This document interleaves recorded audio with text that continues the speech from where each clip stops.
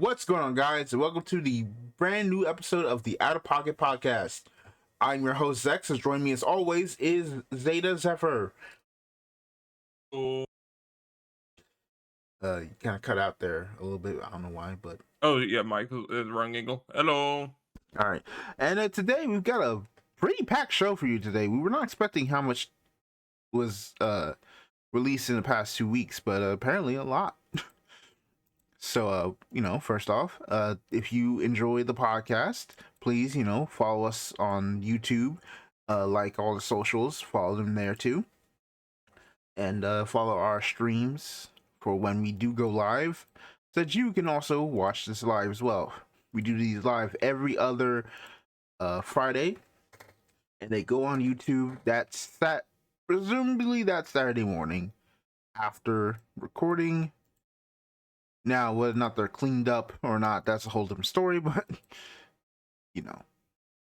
I mean, we don't have to scrub too much from them. You're probably right. Anyway. Maybe that entire rant you had last week, maybe.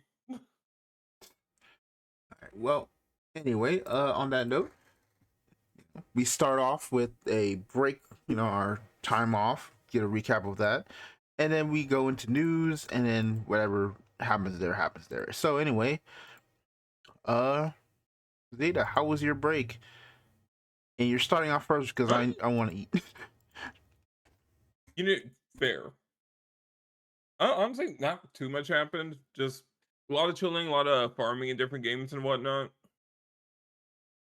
The Grand Blue playing never ends. And just following stuff around. Got like 10 minutes of the Mario Galaxy movie. Don't ask how. And that. I am.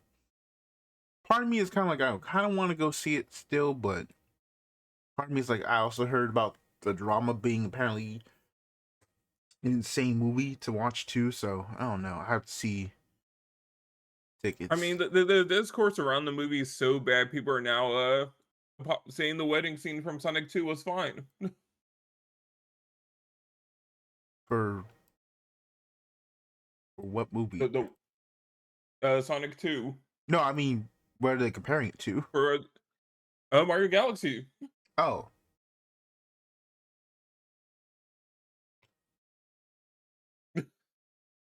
This movie is so bad it makes the wedding scene in Sonic 2 look good. It's like, okay. I mean, it's turning into a Super Mario 1993 fan meetup in my Twitter feed right now. I mean, here's the thing. I have not seen Sonic 1 or 2, but I went to the theater to see Sonic 3. So I have no idea, no full context on the whole wedding stuff. There's a 10-minute scene in the middle of the movie where everyone's like, this is not a Sonic movie anymore. But in retrospect, it's entirely to introduce Gun for Sonic 3. So it's like, at least it serves the plot. Fair. I'll just have to go back and watch the movies. Oh, yeah. Sonic movies are interesting, like a weird gradient. Where you just get more and more game accurate as time goes on. It's neat. I can't wait for. I was literally talking about I can't wait for the Sonic movie where they do Sonic and the Black Knight, because technically it's the only Sonic game that does not have Eggman in it. So it's like, they're saving that. They're probably saving that in their back pocket for when Jim Carrey's finally going to say no to free money. Yeah, I was gonna say that too. I'm like, if he can only do this for so much, it's like, we say that, but I mean, hey, at least the movies are good enough that he wants to keep coming back. I mean, we also say Morgan Freeman can only film so many Black Hawk Down movies. That's also fair, but I do kind of like how they're already like, we're just gonna slow roll things. All right, next movie we're just gonna do Sonic CD, maybe a little bit of Sonic Heroes. It's gonna be good. Don't worry about it. Mm. Like, all right. Well, They're just like, we got a plan here. We're just gonna just slow roll these movies out. All right. Well, it's funny though, seeing a bunch of Mario fans get mad at Max's kid on Twitter for like, oh yeah, Maximilian. Like, oh yeah, my daughter didn't like the movie. It's like, oh boy, you said it now. bro, everyone's been mad at him for no reason. Like literally no reason. I mean, sure, but now it's like getting mad at a 6-year-old for not liking the Mario movie. It's like, Nintendo fans, you're into your Disney adult era. Flying into it, really. Yeah, it's like okay. And not to mention, oh yeah, let's not forget that is the child of Maximilian, dude. Right. But no, they're still mad. Twitter's just still mad at him because he was like, I'm actually against the incest in Street Fighter 6.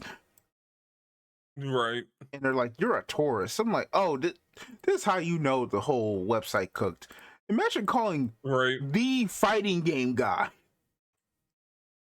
like one of the fighting game guys, Max, Apparently, KJM. apparently, tourist just means you don't consume as much as I do.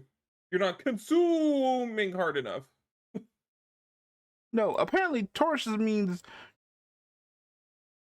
Apparently tourist. No, really, what tourist means probably in this context is like you're against you're being against a culture, and I'm like a culture. I'm like, one, what culture? That shit just isn't right. Like, not like okay, if it was presented, quote unquote, in a way that is like understandable, okay, sure, whatever. But bro, I'm sorry, he was holding his future wife as a baby when he was barely 5. Look, all right. I just want to know. I just want to see one of these idiots like pull this argument. It's like next to anyone that next to any Japanese person, like, you don't understand, all right? This person right next to me, he loves racism and incest. All right, he believes everything I do right now. Right, right. Don't you agree with me? Like hell, some of Don't you the agree with me? I have no way to respond to that. Anyway, well, because I don't know what the hell you just said, so I'm sorry. No, it's like imagine those like ones like idiots always calling people tourists. Like, what if you just go next to a Japanese person? You don't get it. Their culture is all racism and incest. All right. Please tell me you agree with me, Japanese person next to me. Oh, I was like, you look the fuck? Get out, get away from me, weirdo. Right? It's like again, what did I say like a few podcasts ago? Some of these people just believe Japan is just a fetish. Yeah. Like, do I not get proven right more and more every day? You're absolutely right. It's like they think it's like a nice little like bubble. Like, they believe Japan is this place that can do no wrong, even though these motherfuckers have just You have done to as get much wrong. isekai to Japan. It's the only way to access it, apparently. Just separate plane of reality. I mean, just tired of these people. But Right. no, it is just crazy to me that it's like, dog, they did everything, they presented it wrong. Like, shoot, you know how bad it is when I'm giving Seven Deadly Sins some credit of like at least they explain why Melodius is a pedophile. At least they explain that bullshit relationship in a I don't way. think that makes it any better. No, it does not make it better at all. But at least it's explained in a way, in a manner that's like you can, feign, ignorance or, plausible I deniability or matched the anything, yada bullshit hard yada. enough that maybe someone thinks But yeah, like Yeah, you can bullshit it away. It's like, and be like, okay, you know what? This is what the plot is, right? Like you're locked in enough where you can be like, all right, I'm listen, weird as heck, but I at least you gave me a reason for the weirdness, or you know what I mean. right. This Yep. is like, you gave us a reason, but it's like, this is, Street Fighter, and Alex is You didn't not have to. a super like god. He's just regular dude from New York. No. Like, unless the whole thing's supposed to be some sort of like some like teaser for Ingrid messing around, which, speaking of which, it's so funny that teaser came in almost immediately. I'm like, bro. We gotta take the heat off of our game. Right, let's bring in the most hated character in the franchise, even though she's only been in a collective one game. Well, I mean, we tried to bring a really well loved character, and you saw what happened. Yeah, but you did it wrong. We'll do it right with Ingrid. With what lore? Don't worry about it. It's we have Street Fighter 6 writers. They can do the lore. Okay. I will say at least, like, hey, you know what? I'm so ready for Ingrid. I'm at least happy to see her get reworked, because I'm like, I want to know what her gameplay is going to be now that she's been gone for so long, and you can do a lot of things with her that, you can. I guess you could say you could finally finish Ingrid.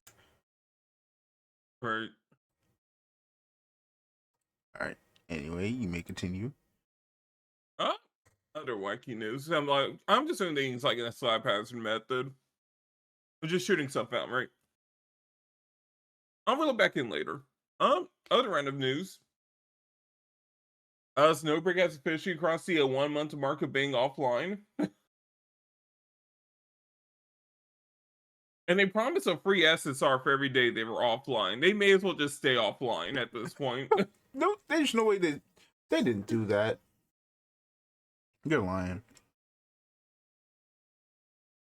I'm remaining silent to build up tension. Why? They totally promised that. You have a source for that.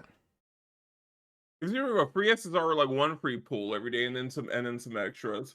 But it's like if you're out for a month, it's like you may as well. Everyone's already gonna get everything. Oh. Well, regardless, listen, it can't be any worse than. Actually, it might be worse, but at least it's not the first Ascended. Where you have to do an emergency stream to tell everyone you're not dying yet. That was crazy. Like, I went on that subreddit and listen, I went to both the Snowbreak and the First Ascended subreddits recently, and the Snowbreak subreddit is a lost cause. No, those guys are cooked. Every other post on Snowbreak over is just, I miss my wives, man. I miss my wife. Wifey, where wife? Wife? Don't censor the game. It's like, please don't censor my wife. We just got married last month. oh Lord. Meanwhile, the First Ascended subreddit's like, yeah, I hope we don't fall, but we know what happened. Honestly, just get rid of the director, dog. Like, they were so like, we forgot the game apart when building a game. It's like, it hasn't done better, and it's like they were genuinely like, they were in those these threads I read, they were very like honest and critical about the game. I'm like, hey, this is what's wrong. This is wrong. This is what thing. Now you have obviously the goon pictures that show up, of them like just showing off characters in the outfits, but it's like 100%. That's what the new content they get. Like, they were genuinely like having. It was the come to Jesus moment of the community. It's like, hey, listen, this is what's going on. This is what we feel is wrong. I haven't checked back since the live stream to see like how everyone feels about that. But it is like, I mean, it was mostly them just explaining, guys, we still have a roadmap. We announced the roadmap a while ago. We are not dying yet. Chill. Okay, but it's like Nexon been acting kind of He's never weird. At like any never know that when moment your they can. CEOs are trying to write you off. I mean that. I mean, to be fair for them, in the current state of the gaming industry, how else are you supposed to feel when Right? news stories are going around saying, this game is you know, not working as intended, and we might need like a complete like system overhaul. That's a good point. People are like watching marathons numbers like the stock market. Like, again, in this what past like year alone, we've had like how many live services kind of closed down, Right? or like basically like, unknown. Speaking of, did you know there's actually like a live server shooter that's made by ex Call of Duty devs that apparently launched last week? Are we talking about time takers or is it something else? Something else. I don't remember what the name All right. is, but it was something else. Well, I had no idea. I mean, for crying out loud, what wasn't like literally like a couple days ago? Was it Wind Wildstorm or Wildgate or something got basically shut down because their literal like server partner got bought out by an AI studio, like some AI like Jesus. group, and just shut it down. And All right. like, Yeah. It's not a good time to be a live service game. I mean, for crying out loud, yeah, Fortnite's like yep. yeah, Fortnite, for example, just laid off. How many people got laid off at Epic? 1,000. And they shuttered like how many like systems?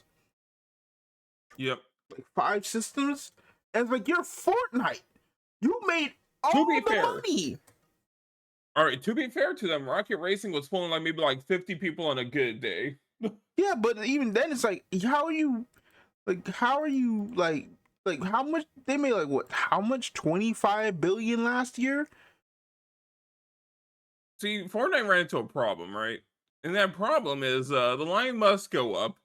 And unfortunately, in the entire multiplayer industry, it's like the line went big down, and these contracts keep getting more expensive. It's like, shoot.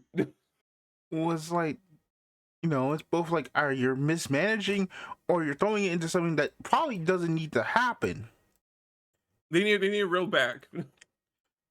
It's like, and I'm not talking about with the game. I'm talking about with your stupid AI bullshit. That Like, too. when it I came, mean, it's funny that after the news came out for Fortnite, like one of the execs were like, "Oh yeah, we were actually definitely considering buying Epic Games out." It's like, oh, yeah, Disney,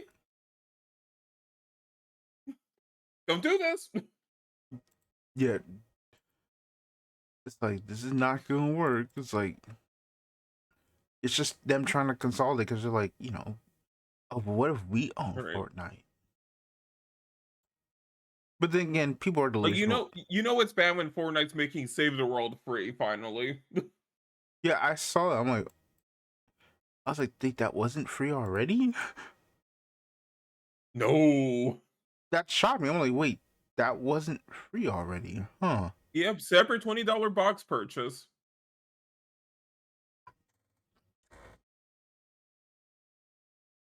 They're like, fine, you can have actual Fortnite. Right. I mean, Bandai Namco is still trying to sell Battle Operation 2 Code Fairy separately. I mean, I don't know what Bandai doing. No, It's like no one's gonna buy. No one's playing Battle Operation 2 for single player content. Stop. but I do want. I haven't gotten to play Code Fairy yet, but I probably do want to eventually. But, eh, so many things on the plate. I still haven't finished the most recent Trails game. Like I I still, think a lot of people just bought Code Fairy for the suit to get in it for the actual game, but now the suits are hot garbage in Battle Operation 2 proper. So it's like, well, I anyway. think Code Fairy came out right before Battle Operation 2 got really stupid. Mm, well, That I go what works out. yeah, so I'm just like, I look at that and I'm just like, okay, you know, mm. But like the point of my thing is like Snowbreak is still limbo, right? You're Yep. on that. Rumors are saying it might be back in the next 2 weeks. I mean, okay, I'll believe it when I see it. okay. Like you gonna have to come with a like super update or something.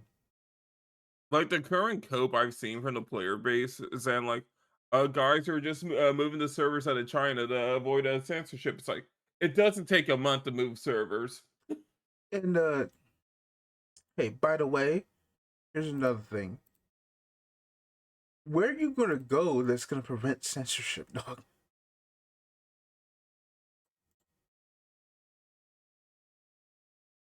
Like they were so lucky the Google Play Store does not care nearly as much. Like,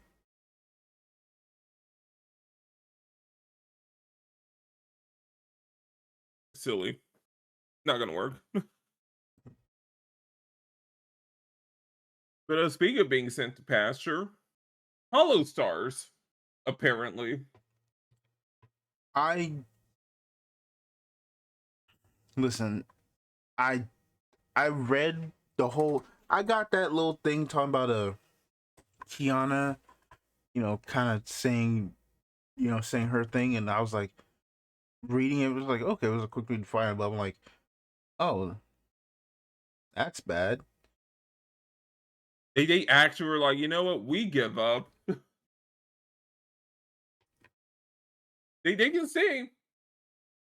We're not gonna help them out. Which is But they can crazy. stay It's under the like brand if they want to. crazy. So I was like, what the heck were they there for? They actually got sent to the banishment room. You've heard of that, right? No. Yeah, so Japanese companies Oh, you apparently, mean that or I whole heard, thing about we're not gonna fire you, but you're gonna be just pushing papers until you've decided to quit on your own. yeah, I remember that. This took Yeet. me a It's second. like, oh no, that's crazy. And like, I personally think they would have done way better if one of two things happened, right? Mm-hmm. Either you remove the stars, either and it's like initially, right? Like way back, if you removed the stars part, just made it Hollow Live, side M, like do Idol Master, you probably would have been fine.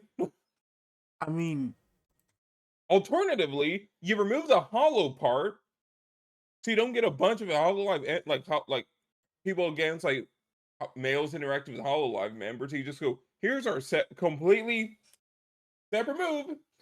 Here's a dedicated male brand without the baggage. You don't have to look at it. It's just the stars. so this is what confuses me because I'm like, aren't there already like Hololive like male people that weren't Nope. Hollow Stars? Uh-uh. Which confuses me because I'm like, what the heck? Yeah, no, they always like just give them a different separate name branding and apparently they don't even operate in the same building. What? I wish I was joking. This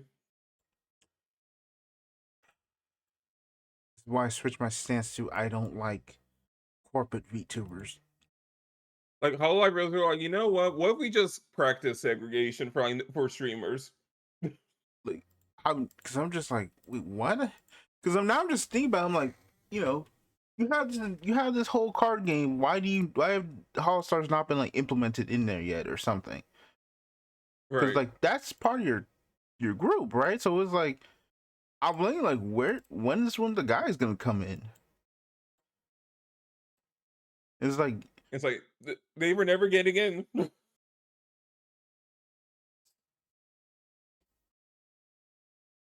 like like you need like at least like if you put them in the card game, that's like at least some sort of like notoriety. It's like, hey, that's Right, but then the unicorns are gonna get mad that they pulled a male, essentially a shiny one that took away a rare in their pack, and then they're gonna be mad about it. and that is the same bullshit that like is why you know what's worse? That's the same bullshit that like prevents like Lyrical Monsterio from like actually like doing what Lyrical Monsterio seemed to have been like based off, which is like, hey, anybody can become an idol. Like Yeah. literally Indian the main start when we started, it's like, anybody can become an idol. Uh like you got cats, you got freaking dragons, you got all these things, but we don't have like a and it's been 6 years, but we don't have like a male like boy band or something or like some group like Well, that. you see, and that's why the second Magnolia entered Lyrical Monasterio. They hit him with the waifu beam.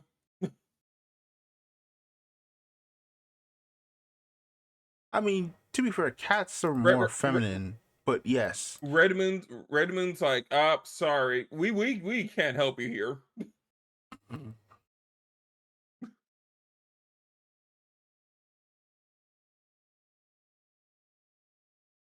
Yes, shame what's happening to all the stars.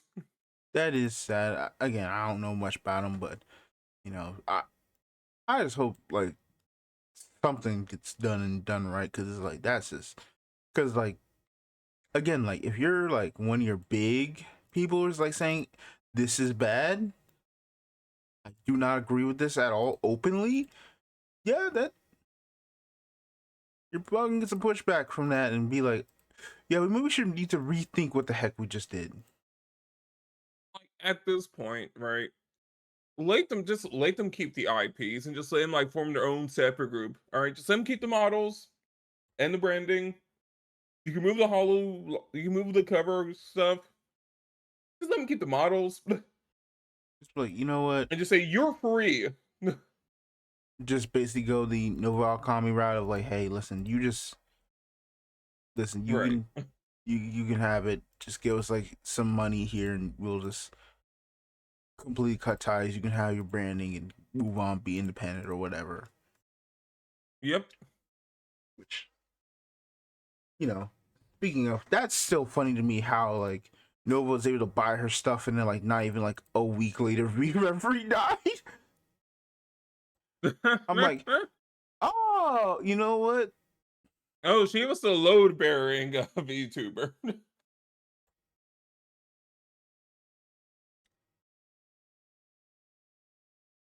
Well, Yeah.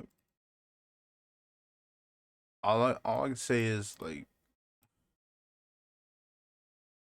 all I can say is Leah, please get out of Face Connect. Please, God, please do not end up like the ones I do know exist and are actually might be do terrible not people. Please, like do not get in your face connect. Holy cow.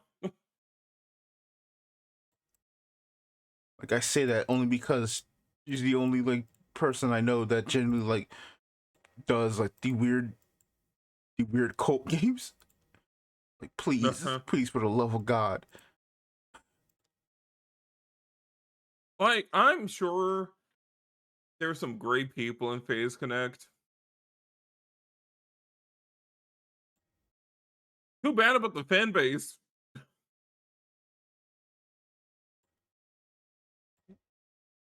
Unfortunate.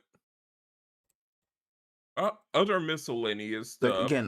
again I don't know much about the fan base. I'm just saying like Right. the talent I know that exists there. I'm like get out,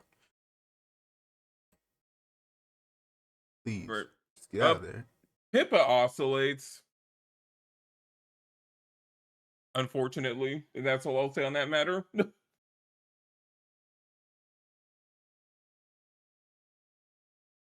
Game stuff, I guess. Started playing Master Duel again properly on my main account. Got super lucky. Was able to build a Radiant Typhoon pretty easily. And Doomsday. Now I'm just saving for Enya Craft.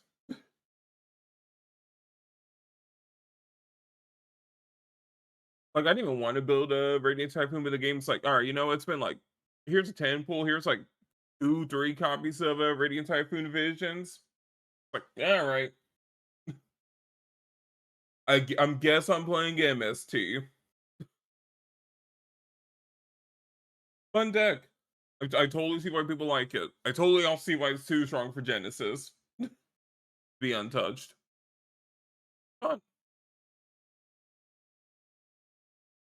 Yeah, Maxwell's been pretty chill. Started playing the Star Force Legacy collection. Hmm. You know, I can say Star Force is weird for me, right? Like, I remember playing all 3 of the games, right?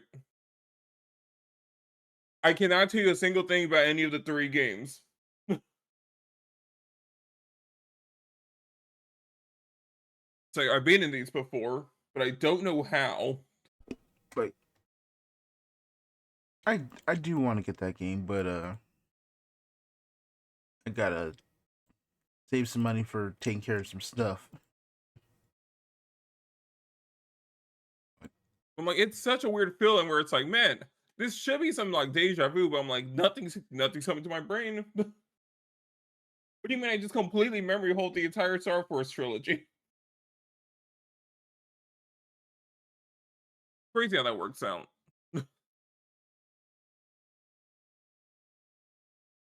Oh, Monster Hunter Story series has been really fun. Still, sure, some fights are nonsense, and I really wish there was a block button. Imagine blocking in a RPG. That's crazy. Right? I mean, for real, like they say it's really weird to play a JRPG without a guard button. Like at all. Hmm.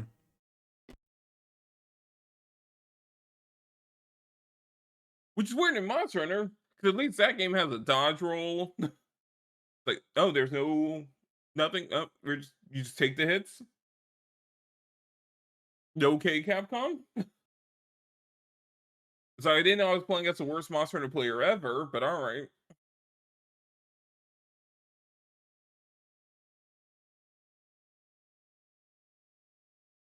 I'm surprised there's some semblance of a decent plot. I don't get a Monster Hunter games for writing.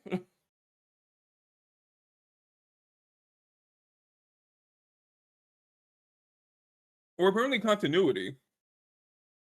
Weird. Although it's pretty funny when they introduce an actual like generic Monster Hunter into the game's plot.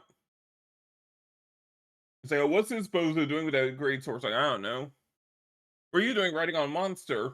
Don't worry about it. One team up? Alright. Huh.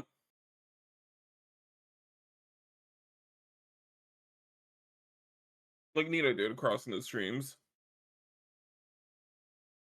Still playing a lot of Star Savior. Like I'm easily always surprised by how good that game is. Like I was expecting complete slop.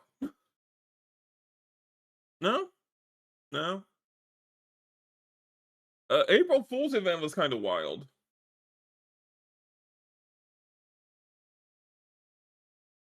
What was that event? Like, well, they tricked players a little bit, right? Because they gave everyone a new SSR support card.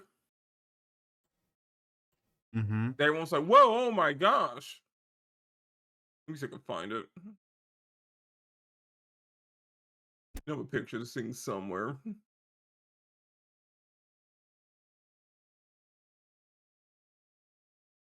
Like they sent this to every player's inbox, right?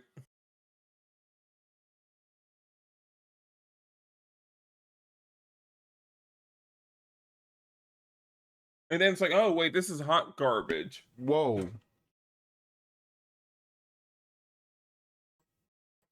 Uh, He was like, wait, what? And then it's a completely useless card. Doesn't give you any skills, almost no benefits. If you max it out for whatever reason, it's a complete waste of resources. Don't ask me. I did max it out not knowing. But then if you start a run with it, things get really weird really fast. Because then first off, there's an entire dating scene between you and one of the monsters in an abridged visual novel. Where you also get accused for being racist for not wanting to train the monster. Like, you wouldn't happen to be discriminatory, would you, main character? It's like, whoa, hold on. I was just shocked. I just didn't know we were all training the monsters here. That was fun. Then you get tricked into watching a bunch of terrible anime references. And then apparently 4 minutes of ASMR at the end of the card's route. And I'm like, why? What was any of this for? you gotta put the goon in there somewhere. Runs in this game take like 40 minutes.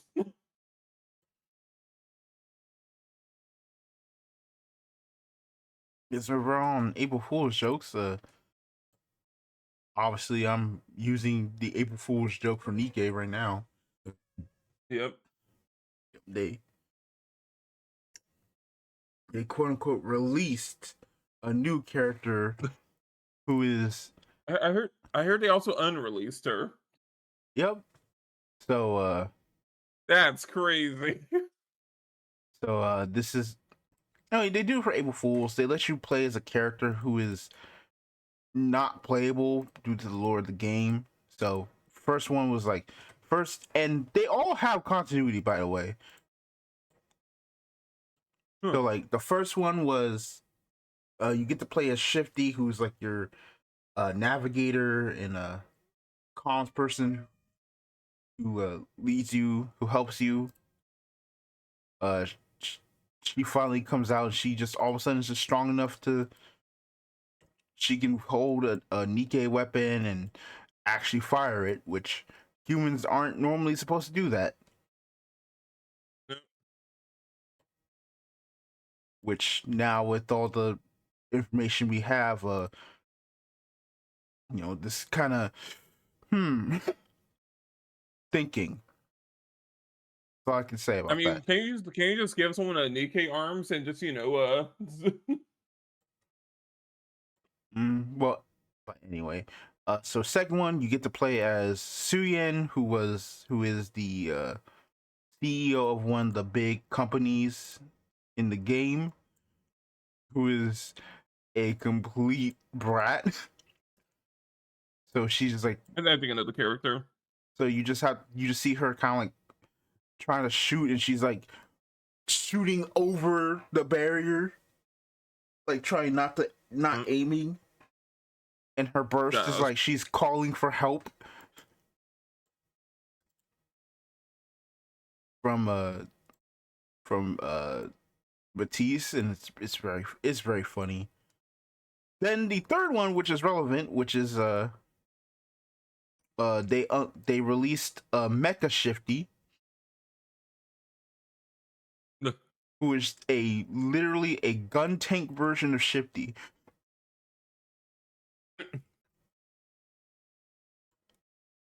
Like designed to be kind of like a test bot, and then it gains its own sentience and turns into Ultraman. No. Gains its own sentience, then creates a giant Mecha Shifty known as Mega Shifty to try and rule over humanity. Only then for a giant super beast to come out of nowhere and attack. This just sounds like a Grand Blue side plot. Comes in attack and Mega Shifty fights it and wins, but wins by apparently blowing himself up. Uh, And you're just like, well, that happened. that just happened. Except not really, because turns out no, they didn't die. They didn't actually die. Uh, they just kidnapped the real Shifty, who was having a bunch of pain in her foot. So you end the event with her with you massaging Shifty's feet. Huh. Yes, you get a CG for it and everything. Sure. So You know, why not? which leads to this event, which is called Full Metal Panic, which I told you about. Yep. And in this one, you meet Mikami Shifty, who is from a alien planet 120 light years away called Planet Oh Shifty. yeah, this is the one. Called Planet Shifty, in which Mecha Shifty sent data about what Shifty is in Earth out into the cosmos, and they found it, and they all evolved to look similar to Shifty. This was Mikami Shifty, and she says, like, you can just call me Missy. Sure. And she runs on batteries.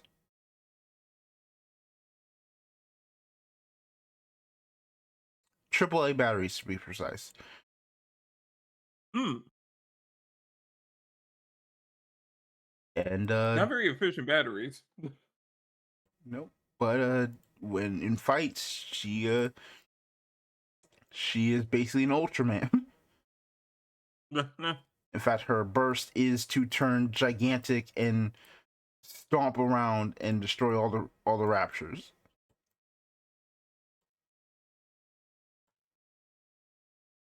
You know, it seems like a shift you'd want to keep on your main roster. Well, except this one ruined April Fool's Day.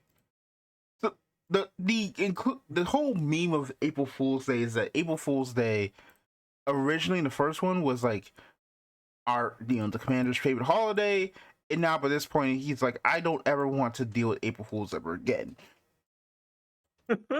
Mainly because in the span of this event, which, you know, it's not really spoilers because like the event's gone, you can't play it, because in the span of this event, Mikami or Missy almost neuters a dog with a beam.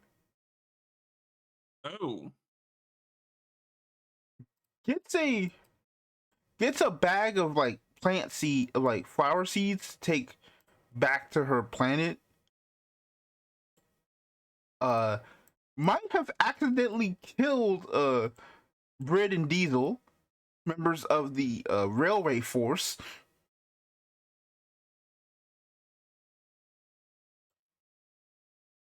Well, you know, We meet up with the you know, we meet like two members of the Aegis squad, which is the Navy team, giving out lessons to the nurse, giving lessons to one of the nurses, swimming lessons to one of the nurses, and the Yakuza and mob character. And what could you possibly think you could say in a game like Nikkei, where, by the way, which has had semi-confirmed sexual encounters with these characters? What could you possibly say that could get you in trouble with a mob boss and a Yakuza boss?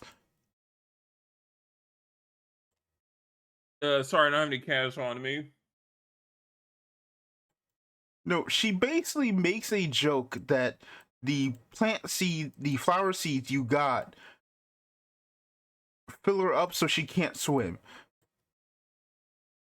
But doesn't say what seed it is. So they're thinking like, this is what got Snowbreak killed, by the way.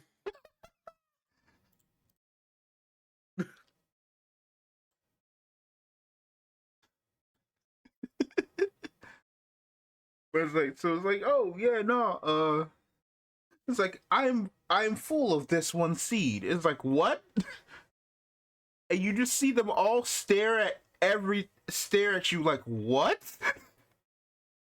It's like, yes, it's over. And she's like, yes, it's overflowing. And it's like, oh, okay. It's like, no, they're plant seeds. They're not actual, like, you know. And it ends with one of the Navy members going, wait, so then what did you give me?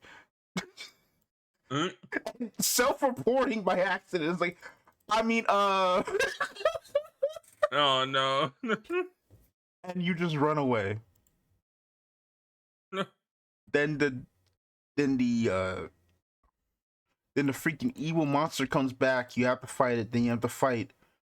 Then it possesses Mikami Shifty. You have to fight it using Mecha Shifty. You win. Then you're called back to your room. Mecha Shifty has Missy bend down and it's like, all right, go ahead and punish her. You're like, what? Like, yeah, you're into that sort of thing, ain't you?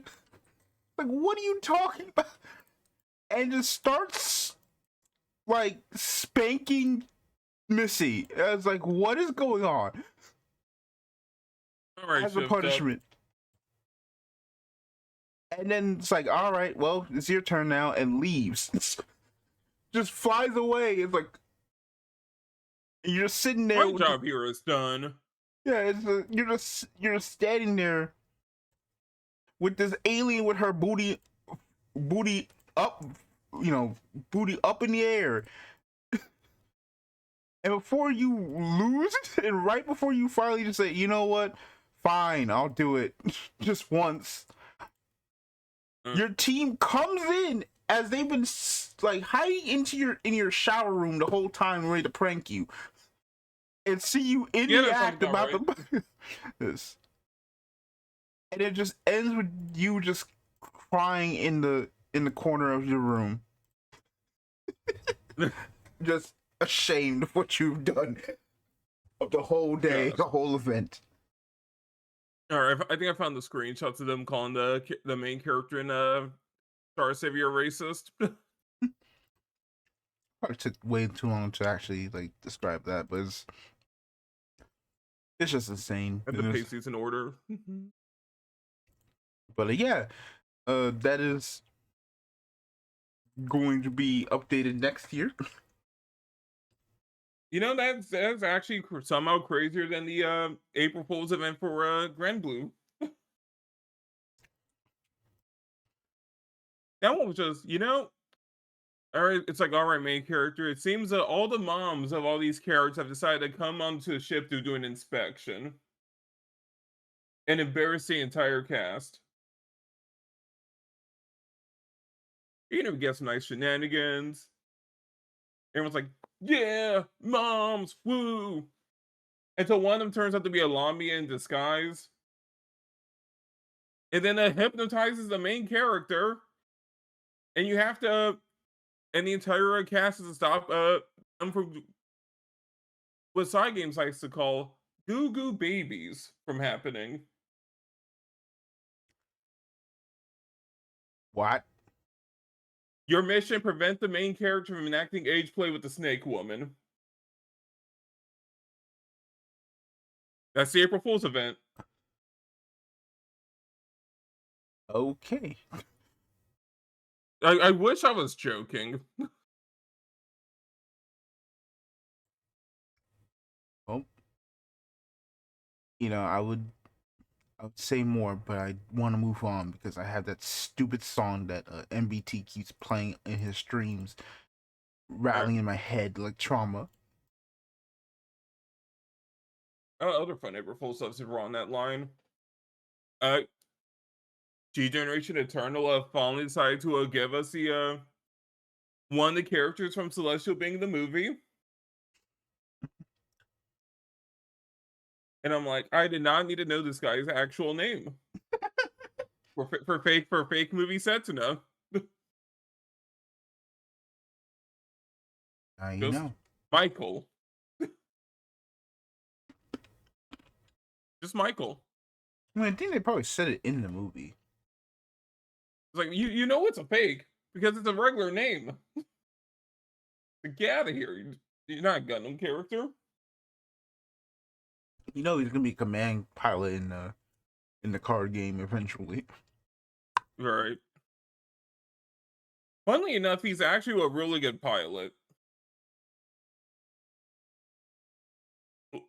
I'm like, oh, okay, you're giving me the first anniversary of Freebie is a permanently Trans Am Exia. I guess I'll give it to Michael. Fine. I'm pretty sure that's what they wanted you to do anyways. Also, I think that's terrible movement. I don't know what's going on, but every time I try to use that Exia for movement speed, I'm like, it's in Trans Am. Why is it the slowest unit on this team? Don't worry about it. Right. Ultraman had a April Fool's dating sim with 14 different endings. Okay. Listen. Just trying to date one of the monsters. Listen, I will take that over something like Data Live. It's funny though, like two of the secret endings in the Ultraman dating sim. One, if you put your name as Ultraman, the monster immediately tries to kill you to get revenge for what happened in the show. And you just immediately get a bad ending. The second, one of the other secret endings, if you put your name as Redman from the from the hit spin-off show Redman, the novel starts you just run around murdering the entire cast. And then it ends. Like immediately. Okay. Which is very on theme if you've seen the show Redman before. I have never even heard of this show called Wet Man. So what happened back in the day, right? They needed a filler show between like, I don't know, TV commercial blocks pretty much, really short, right? So what they did, they took a bunch of old Ultraman and other kaiju costumes that they were trying to get rid of. And they filmed what can only be described as tokusatsu snuff films.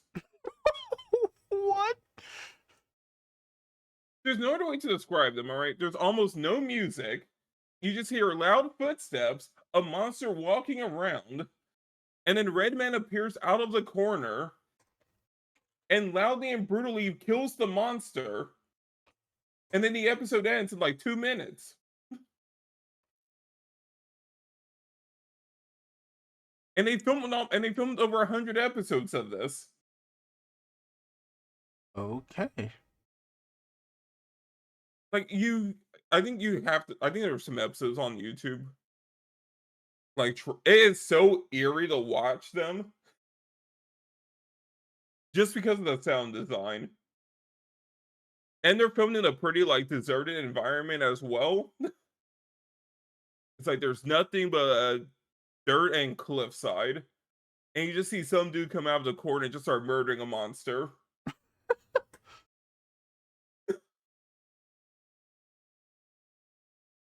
It's like, what is this? We'll be right back.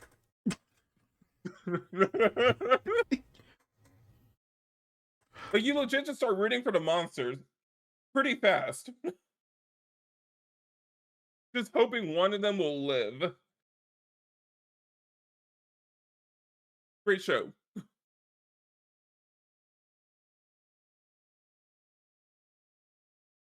Speaking of likes, what do I really want to talk about next?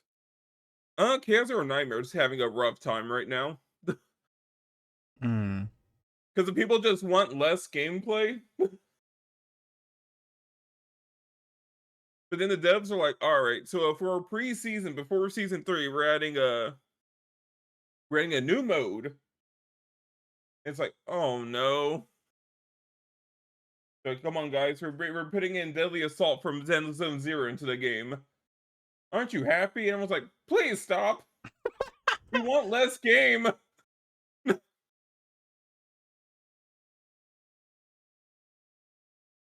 And then they're like, all right, so for season 3 as well, after the preseason, we're just adding Slay the Spire to the game.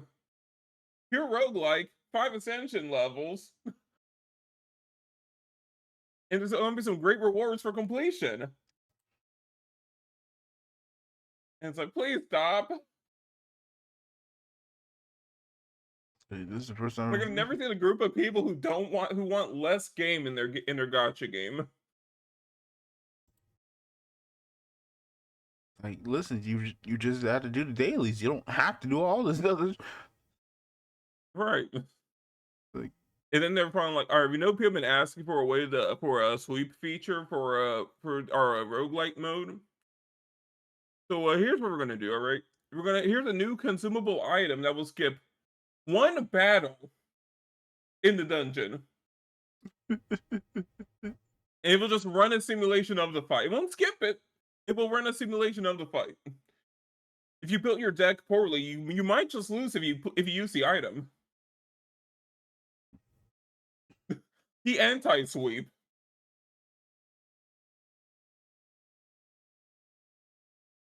Beautiful. but you're playing the Like, I've game. never seen here's a sweep that will just kill a run.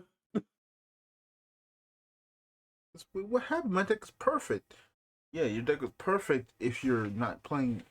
If if you played it, it's perfect. But you didn't want to play it. Right. Losers. I mean, I can't say anything. I think I've kind of already beat the game forever with these some of the decks I've created recently. I mean, I say recently, I mean like a week or 2 ago. It's like, all right, well, I gave all my support characters 4 copies of Pot of Greed for free. I think I'm good. I can use these with any character in the game. Love it. I do like the April Fool's event for Chaos Zero Nightmare. They replaced all the characters cards in the game with badly done crayon art. Well, hand drawn art, really. Mm. And unfortunately, it also gave us the first an official Wojak.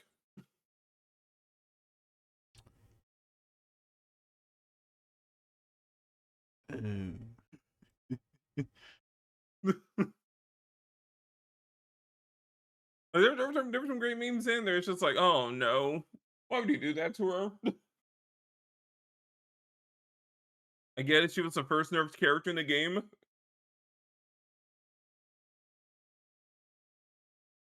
Good times there.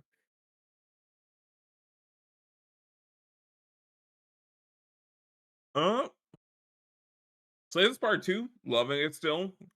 Fantastic game. Too bad about the modding community right now, because there's still into Steam Workshop support. And unfortunately, it's 2026, right? Mm-hmm.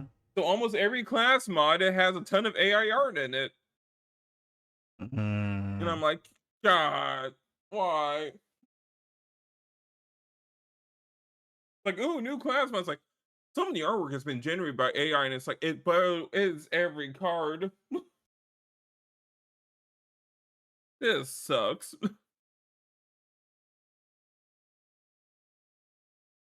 Like, hopefully that changes when there's a proper workshop support. 'Cause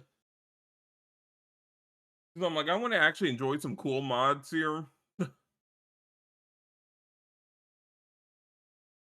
Hate it, hate it.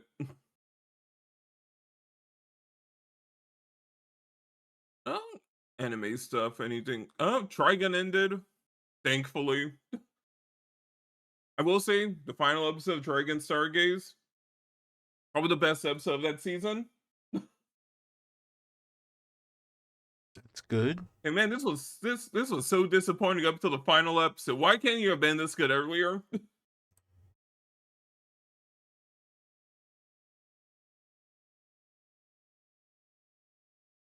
Like, you got a cool fight. The show looked really good. Got a nice conclusion. I'm like, wow, great. I mean, I still wouldn't rate the show anywhere above a 5 out of 10, which sucks. I think season 1 was like a genuine 8. Insane drop off. Oh, Darwin Incident ended.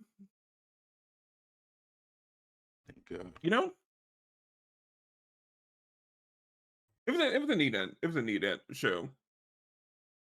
I hope it gets a second season. I might just read the manga, honestly.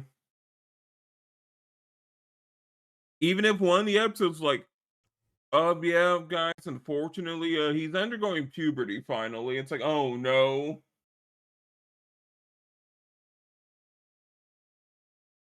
Oh,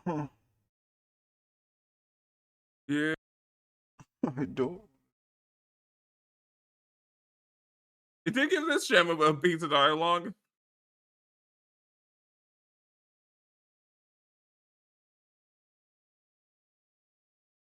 Oh.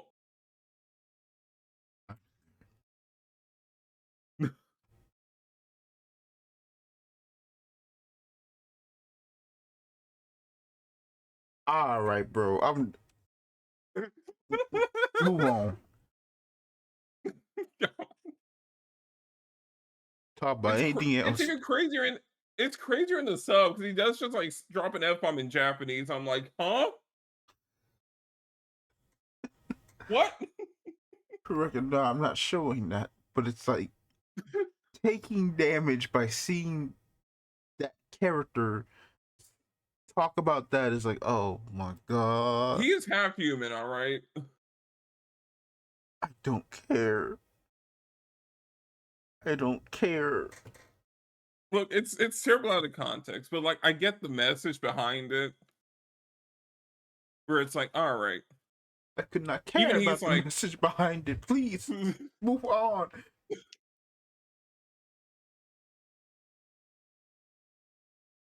final episode of crazy little R, and then everyone clapped moment in the supermarket, where it's like, oh, your kind's not allowed in the store, and everyone's like, bro, chill.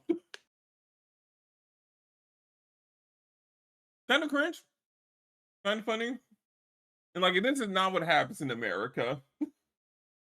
You don't get every single person crowding around to watch a racism happen.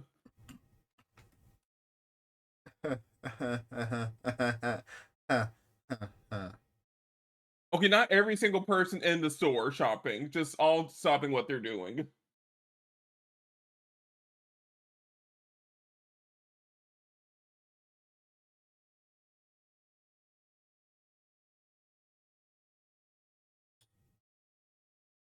And then they introduce an evil twin brother at the end of the episode. And it's like, oh, okay. Move on, please, please, please move on. I don't want to hear about the show anymore. Please move on, please.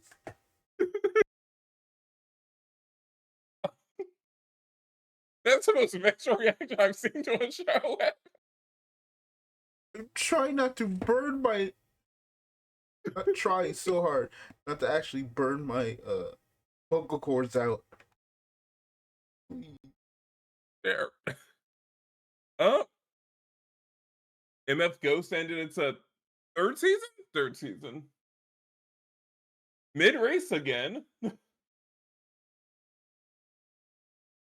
I still love the aspect of the like final chunk of the season where it's like, guys, the Japanese and German are teaming up. They're still teaming up. They're taking out the entire cast. Sorry, the British and the German guy. It's like, oh no. And apparently, somehow, the main character's crazy ex-girlfriend from England is one of the top 3 strongest people in the verse right now.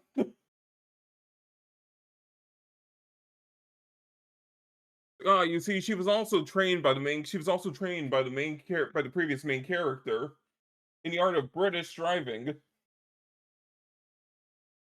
Say, all right, whatever. Trained by the previous main character. What? It's a sequel to Initial D. So she was trained by the main protagonist of Initial D? Yes. Huh. So what's the main? So what's this main character? And that's their excuse for why the Brits are taking over the circuit.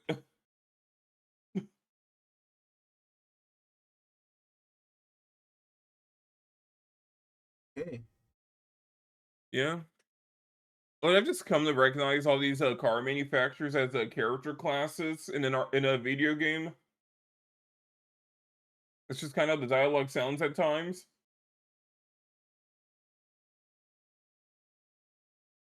Oh, no one's ever seen an Aston Martin here. What will she do now? It's like blah, uh-huh.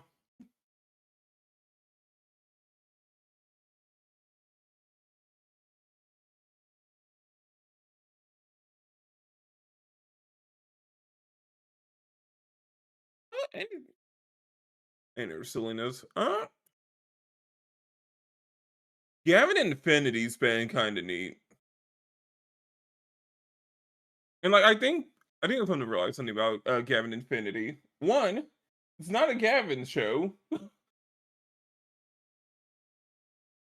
And two, I think people online are giving it a ton of shit and like not giving it any time because it has Gavin in the title.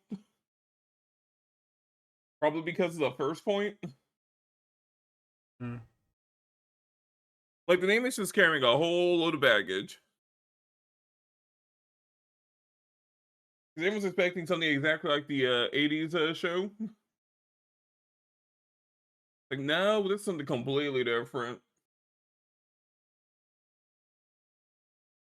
And I'm just like, guys, just lay to cook a little bit. No, you killed Sentai for this bid. How dare you? Sentai is gonna die anyways, alright? Like, if this, like, Gavin Infinity didn't come out, they would have just extended the news block an extra half hour. Like, they would have just ate that time slot for breakfast, alright? Yeah, I will say I do enjoy the vindication of it being revealed. Yeah, no, Power Rangers is one of the reasons why Sentai was able to sustain so much. Alright, that's so good. Hmm. So it's like, oh, so it's Hasbro's fault. Yep. Yeah, like, recent episodes have been pretty good. I think the one thing like maybe harms a Gavin Infinity a bit is the episodic nature of it. Because they seem to have like a strict thing of like having to rotate whose episode it is. Like here's an episode about Gavin Infinity, then here's an episode about the blue guy, then here's an episode about the girl, and then we just rotate. And I'm like, I hope that structure changes at some point. Like I like just bring the team together already if you're gonna do it. So yeah, I guess we have like here's 3 fun main characters. Only 2 of them are ever going to interact at a time. Because how the universe is set up.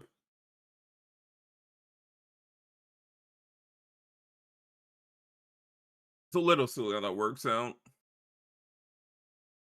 Mm. I mean, that's something they keep introducing new Gavins every few episodes.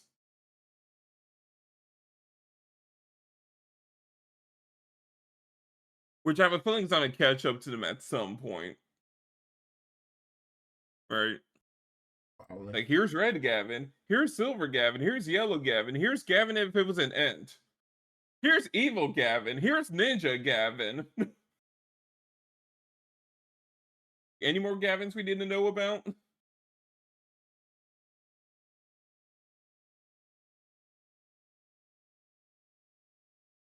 Like, especially they're like planning this franchise to be a shared like multiverse or something, like they've said they are. It's like, all right, so it's gonna be a little awkward when the second show starts, and the 90% of our heroes all have Gavin in the name.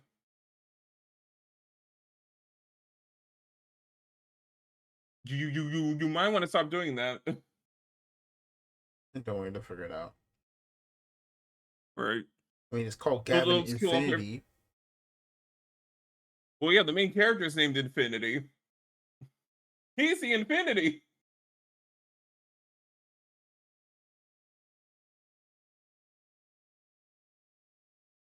Maybe they'll just kill off all the other Gavins in the finale to make it easier. Like, oh yes, now I am the Gavin. God.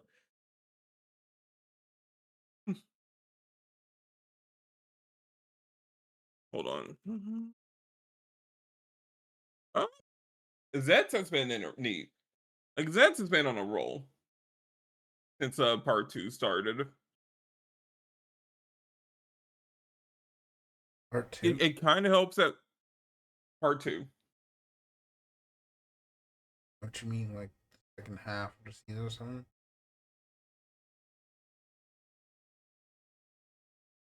I'm doing the silent thing to Hmm.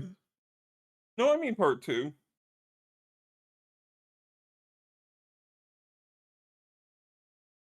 Okay.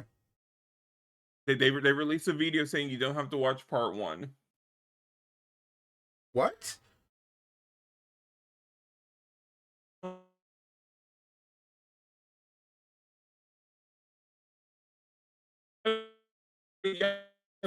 Well, hold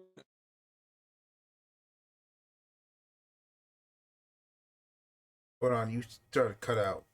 Good. Yeah, there was a press conference saying you only need to watch.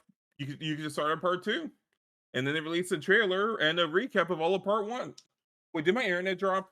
Yeah, Oh it shoot! kind of that's a bit. Yeah, my stream died for a little bit too. All right, I'm back. Yeah, you can just start at the second part. As for why you can only start at the second part, Uh, let I'm me not gonna know. explain it. I'm not. But it's all fun and games until John Kramer shows up in a Kamen Rider show.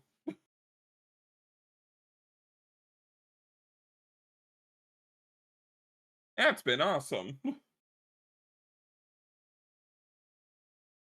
Yeah, that's great show. Good show. Kind of worried about the next Kamen Rider season, but like they announced what like it feels like 5, 6 projects. Yesterday or today, which I'm like, oh boy, that's a lot of new Kamen Rider stuff. I get it, it's the anniversary, but like, holy cow, right? Hmm. Like, oh yeah, here's the name of the next season. Uh huh. Also, we're doing a 3D animated movie, huh? Or was it a series? Might have been a series. Like, okay. Also, a new mobile game. Uh huh. Also, a Kabuto movie. Sure. Deno 20th is coming out later. Like, stop. Like, so many announcements made. I'm like, Yeah, I'm hoping some of these are good.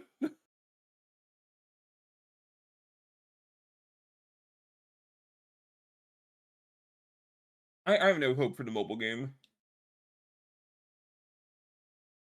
Because when I hear Comrade a mobile game, I'm like, these have all been terrible.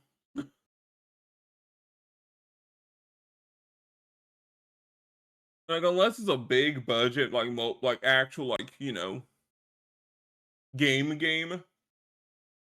I have no hope for it. Zero.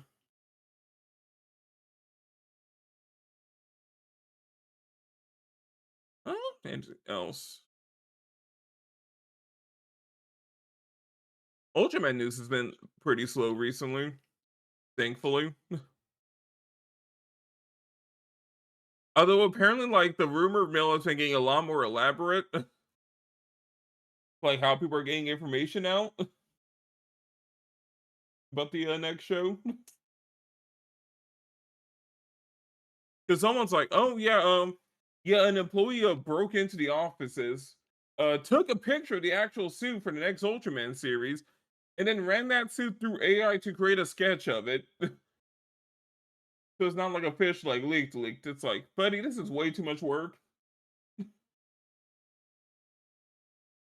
You could have just taken a grainy picture.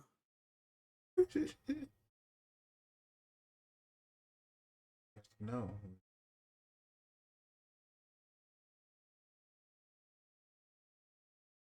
Like, this is a stupidly detailed sketch. But I don't know, apparently, I don't know.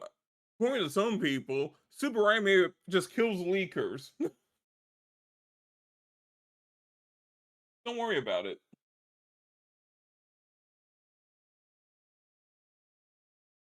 But I think that covers just about everything.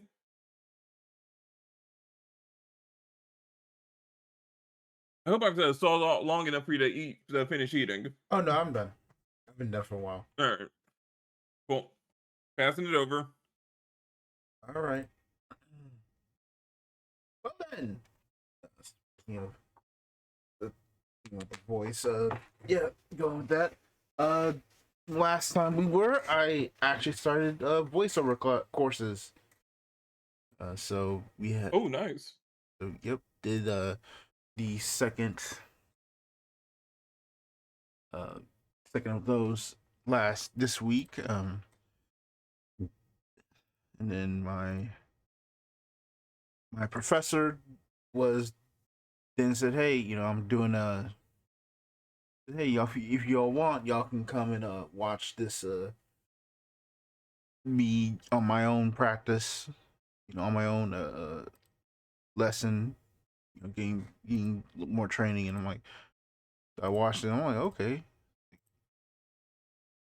so that was cool. It was nice to see a lot more and kind of like what a session would be. Generally, more of a one-on-one session. It was pretty interesting and pretty like knowledgeable. Doing a lot more essay stuff. Got a bunch of essays done. I forgot about like 3 more essays to do for the rest of the year, and then I'm good. Luckily, I'm actually ahead, so I'm pretty sure I could probably like dump out at least like maybe like 2 of the remaining 3 by the end of probably by the end of the week after next. You're the one person I know who's actually ahead on coursework right now.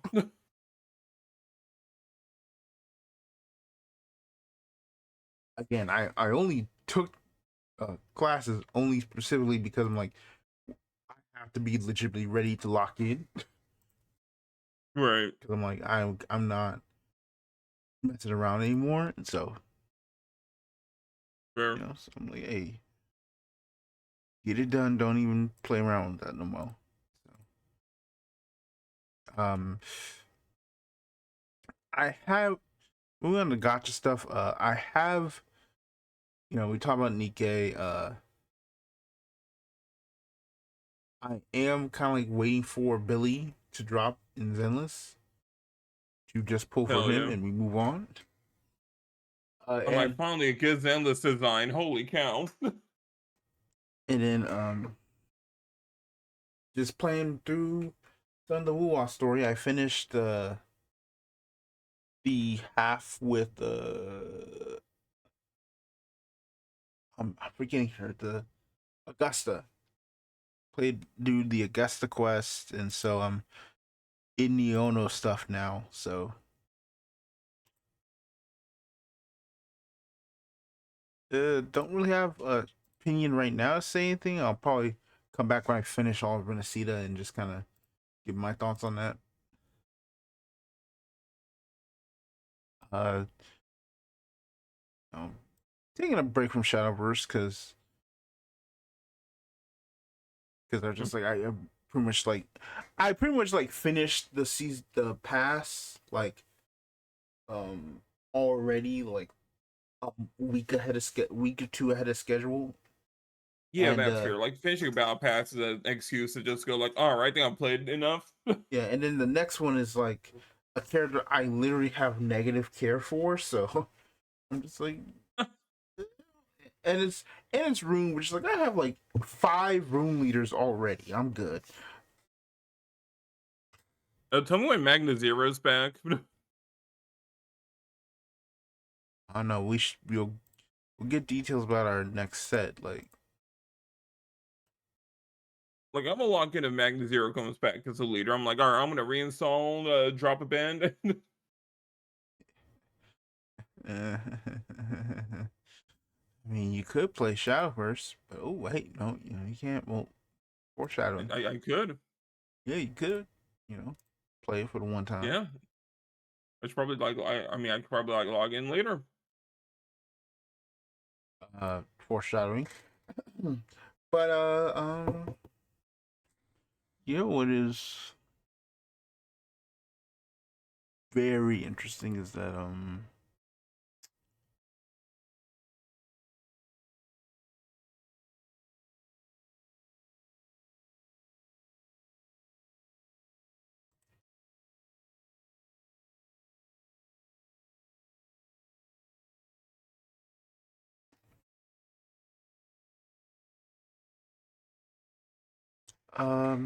I'm trying to think what else. We've got more people going to like this Digimon locals that just started up. Wait, It's cool. Um, the oh yeah, the speaking of which, the uh Gundam starter deck came out, the Ultimate deck out in oh, I was waiting for that to come out. yeah. So now Shin is now in the game, Wait. and I am currently just trying to figure out like, and there's a new type challenge next week. I'm just trying to bait on like whether or not I want to actually go to it because it have at the same time as my next class, so that's kind of like very awkward. Yeah. I'm trying to think, do I want to make a build with the new Freedom Gundam in it? So I'm trying to figure it out. As for anything else, I built a Master Grade Buster, and I'm probably gonna move on to the probably to the gun cannon and GP1 full burning HGs I found somewhere. So Oh god. Alright. I just checked TCG player for the deck and I'm like, this is oh, I hate the TCG player listings for this stupid deck. yeah, it's a it's $15 if you want the dice only. the dice only is crazy. Right. The brick and the dice only without the promo pack for $34. a brick only, no dice, no promo pack for $30. It's like, guys, I mean, to be fair, what are we doing? what does the brick entail? Because if it's every card, then it's like probably good. It's I'm assuming it's just the base cards, yeah. Because like Just all the cards. white is a separate half, so it's like, is it like the whole thing, not like the purple red half or thirds? That's a great Yeah, question. because like if it doesn't come with the freedom stuff, then it's kind of like, well, shoot, what the heck we doing here? Right. Which And I'm seeing like $60 on some. And I'm like, uh I'm all right. I'm very appreciative that they knew how to draw a mirror on her overflowing affection version. They understood the assignment. And say no more. Um, that I need to, after that, probably like what I'm going to do to probably next week is just kind of go watch go watch some movies, I guess.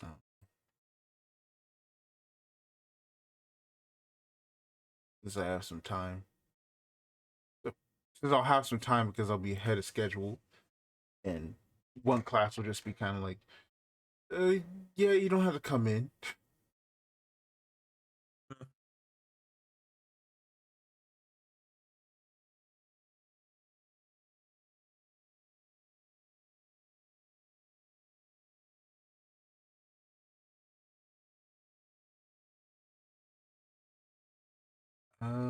After that,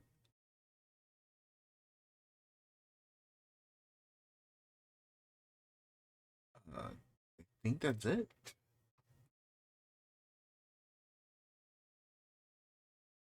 That's all I've got, really. I think there's anything else. Oh yeah, shout out to the Avatar game, the Avatar fighting game being $30, and saying that, yeah, if you pre-order the game, you get the ability to vote for the a character in the past. They saw what happened to Net Impact and they're like, you know what? We can't do it. Everyone should learn from that impact. Just don't do that. But it's so funny because they dropped like they dropped a trailer for their DLC character. I'm like, oh yeah, you're still, this past still has like one more character left. I mean, shoot, Curse Clash was still releasing characters after everyone refunded the game.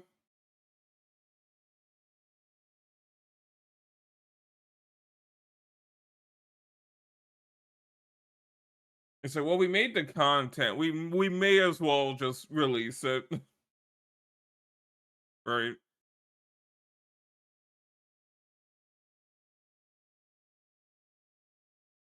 You know what? Maybe I should install Nen Survivor.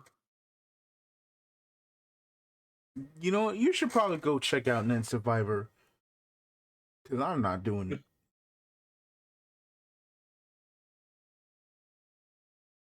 All right, installing Nen Survivor right now.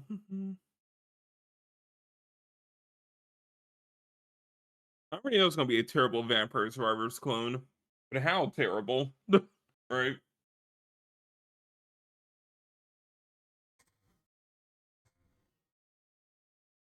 Like, how did Bushroot get Hunter x Hunter?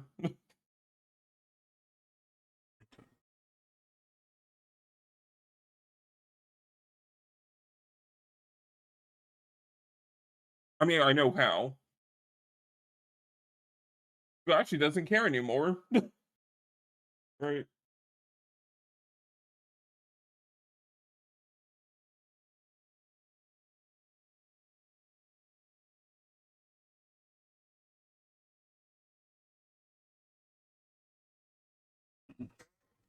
No, that does remind me, which is weird. I'm waiting for my freaking new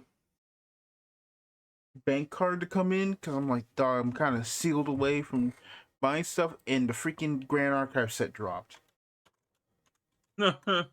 Now, I probably that and the freaking super deck that dropped too.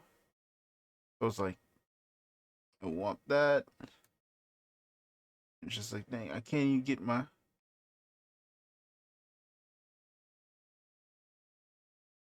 Like, I know there's a card I want for it, so I'm like, come on, let me do my stuff.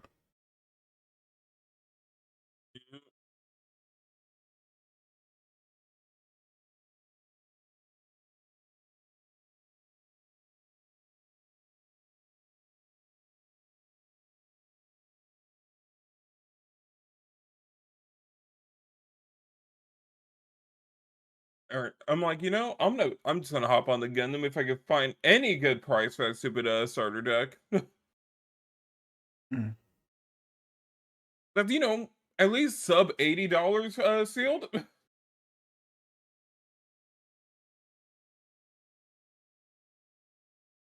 Freaking $40 MSRP my ass.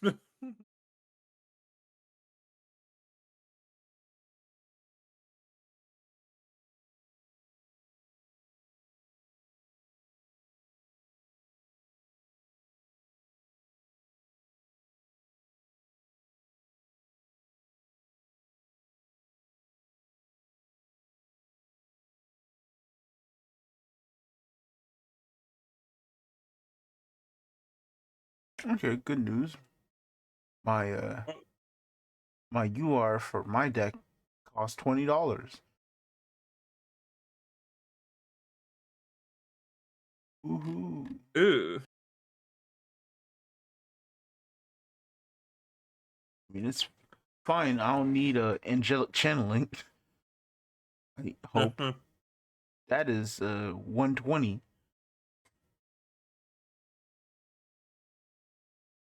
Alright, after having installed Nen Survivor, I'm like, oh, this is ill. I do not like this angle.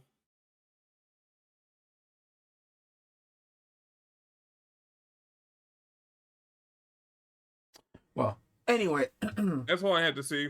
Yep, they've chosen the worst angle I've seen for a Vampire Survivor like. Oh god. at least like I mean, get it now. I'm just saying, Look, do look, your day of streaming, cause or something. yeah, it's a Vampire Survivor game on the phone. That's not gonna be a stream content.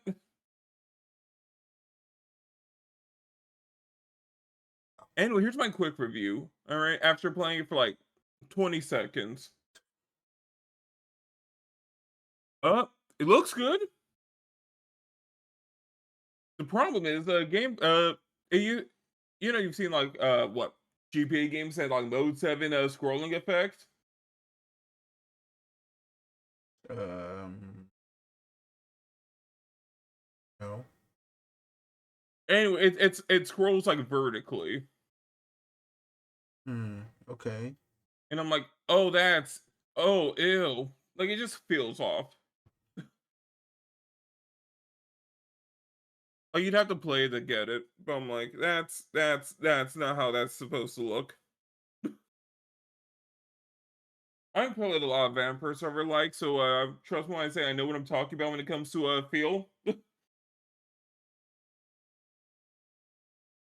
Okay. Yep. Uh Preliminary 5 out of 10. Better than an impact. Oh, there's one thing.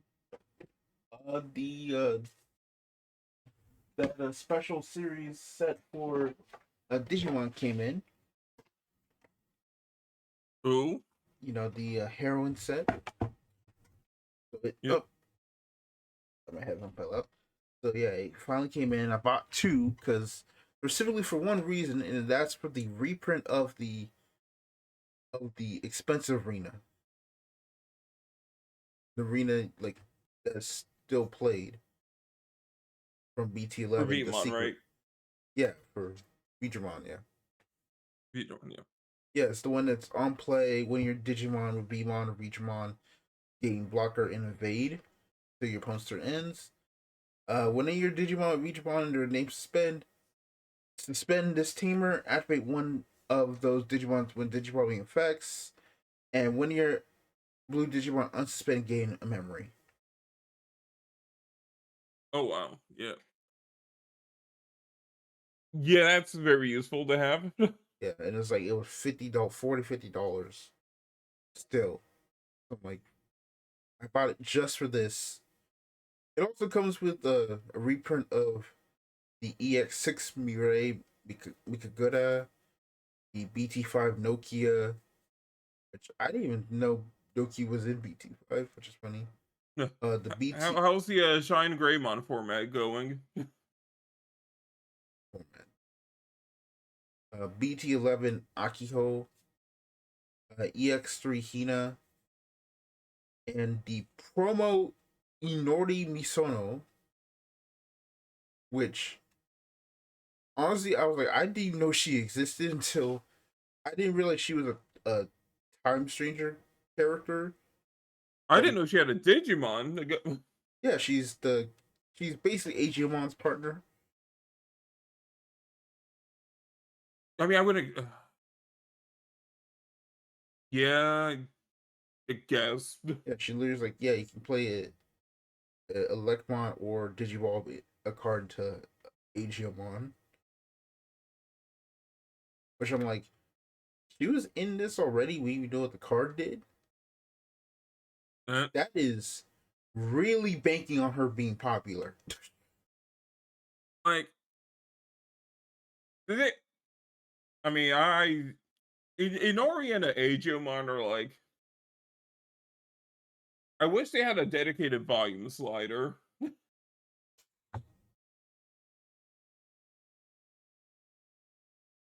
Well, on the other They're note, just sorry, another way for me to put it. It's like I do not need to keep hearing this dude say Inori like every single time he talks. another note, they also reprinted EX5 Dianamon, Starter 14 Bill Starmon, Starter 10 Mastemon,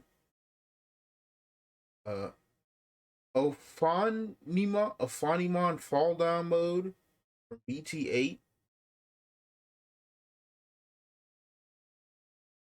I've never heard of this before. Mm, Syndrillamon from Starter 19, and Rosemon from BT13, and Razielmon from a promo from promo.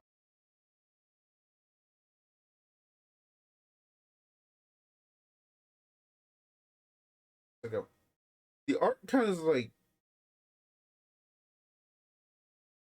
the art is all like in this kind of like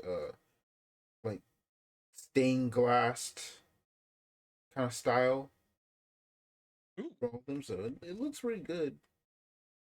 I just wish I cared about any of their decks because I have no idea what they do. I'm I just do here. find it interesting. I like Bandai's pushing all the heroine stuff both in Digimon and One Piece. Yep. I will say, if Bushiroad did that with Vanguard, they'd make a lot of money. Just Right. just alter to your units or Mm, orders you're right. or orders the deck. Just kind of like, Oh yeah, yeah, speaking here's of Digimon, funny things have been happening because he announced the Beat Break starter deck. Because everyone's like, guys, please do not reveal them. Please tell me there's like no Mega in this starter deck.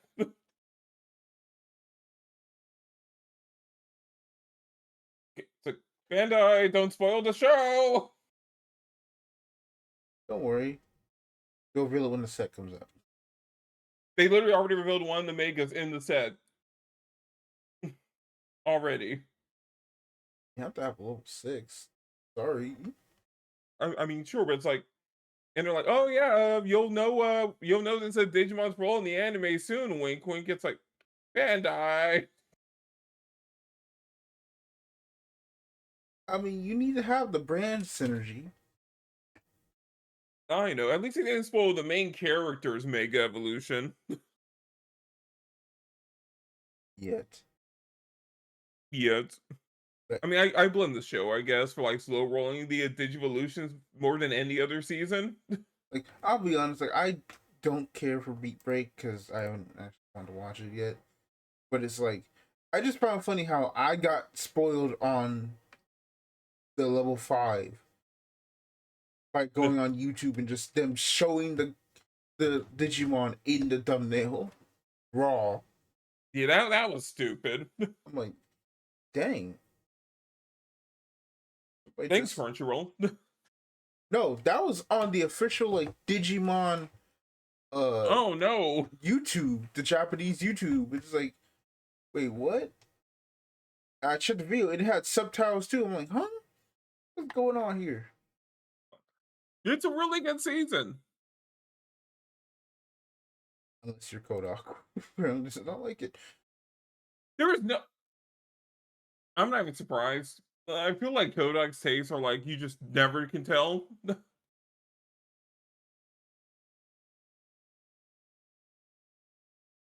Well, Like you go to Kodak for random takes, not agreeable takes. well. Anyway,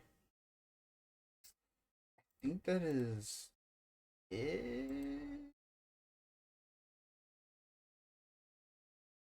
Trying to anything else? No, not really. Okay, so it's time to move on to the news, and oh boy, baby, there's a lot of news. We have a lot.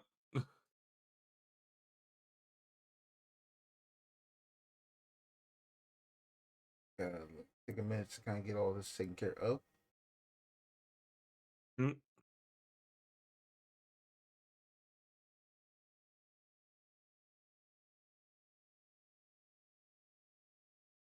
Uh, yeah, okay.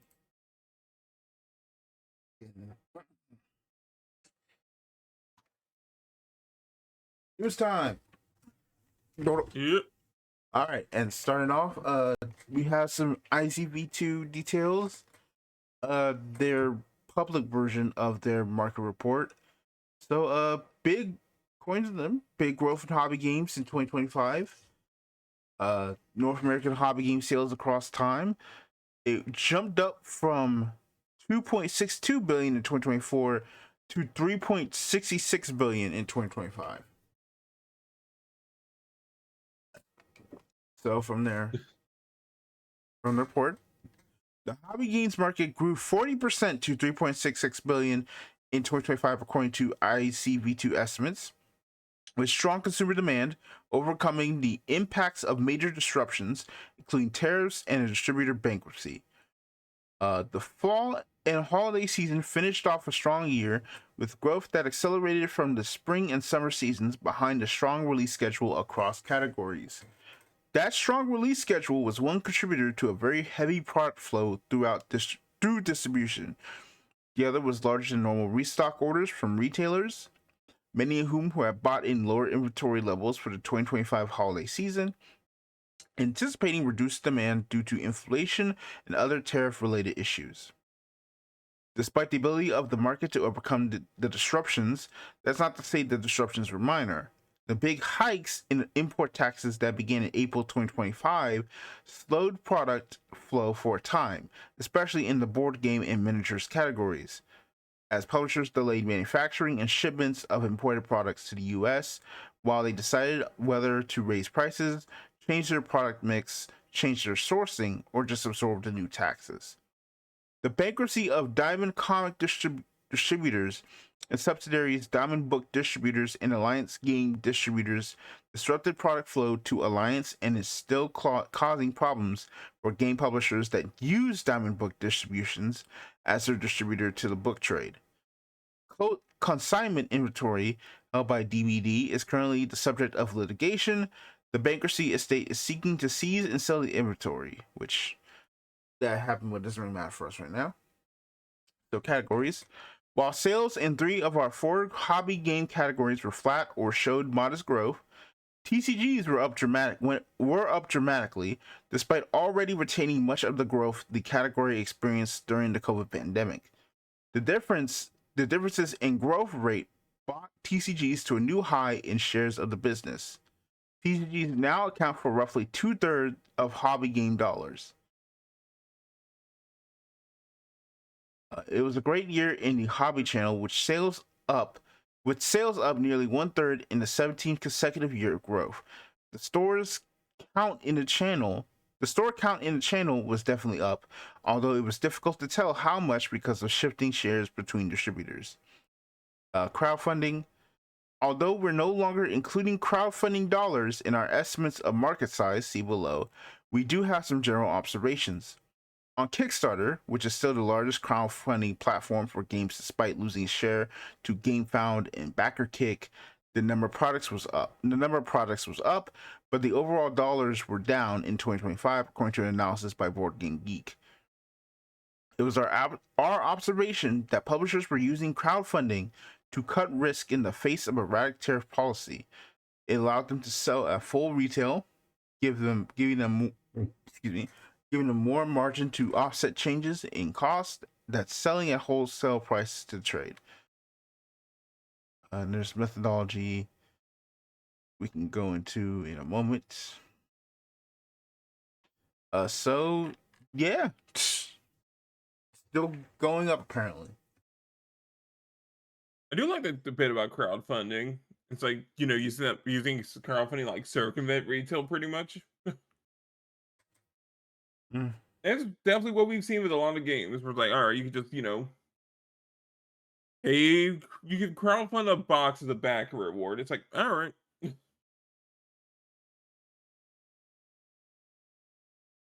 you know, cough cough altered. Uh-huh.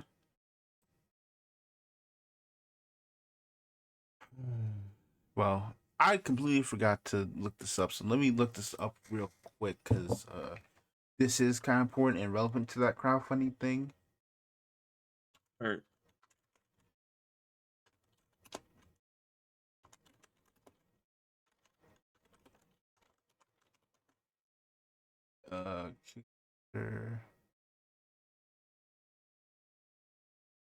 Here we go. You have this right here, so we add it in here. The Cyberpunk TCG becomes the most funded game in crowdfunding history since we're bringing in Altered. You're right. Which this is from.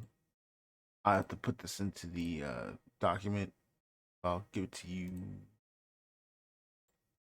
Your side, I'll have to go into it. I mean, Cyberpunk's pretty obvious, bro, right? Yep. Like, I'm not surprised that Cyberpunk's popped off. Yeah, but it's like, dang, you beat Altered that quickly. It's like they glazed Altered. So they have a whole interview with the devs about it. But it's very like crazy to be like, yeah, no, we beat. It's risk circumventing, right? Right. Like, you can just sell the entire person and everything you need in like one shot without ever actually having to step foot into a store. You may as well.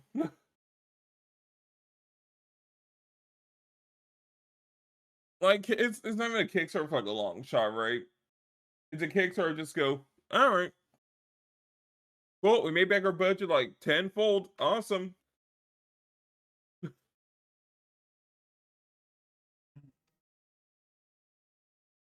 Like, I'm like, whatever on the idea with it in the case of Cyberpunk. Cause I'm like, I feel like Kickstarters should be more for like long shots, right? I can feel Well, that. kickstarting a project. And now, like, massive already popular corporation just, collects money for a thing that already would have done gangbusters regardless. I mean, yeah, I can see that because it's like, yeah, you're CD Projekt Red. I don't think you're super money filled, but like y'all could have back this. You are not strapped for cash. But I guess it's also another way to kind of say, hey, do people actually want this, or are we just wasting our Fair, time? yeah. So get that. Well, congratulations, uh congratulations, Cyberpunk. Do that. It's like if you see Nintendo trying to crowdfund a new mystery dungeon game. It's like, yeah, huh? Hey, Yeah, I bet you really do need to be engaged support and get money for that, huh, Nintendo? all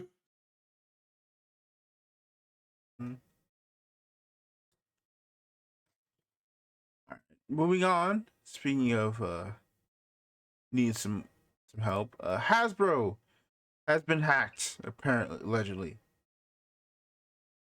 So this is important to just kind of, the whole wizards and everything.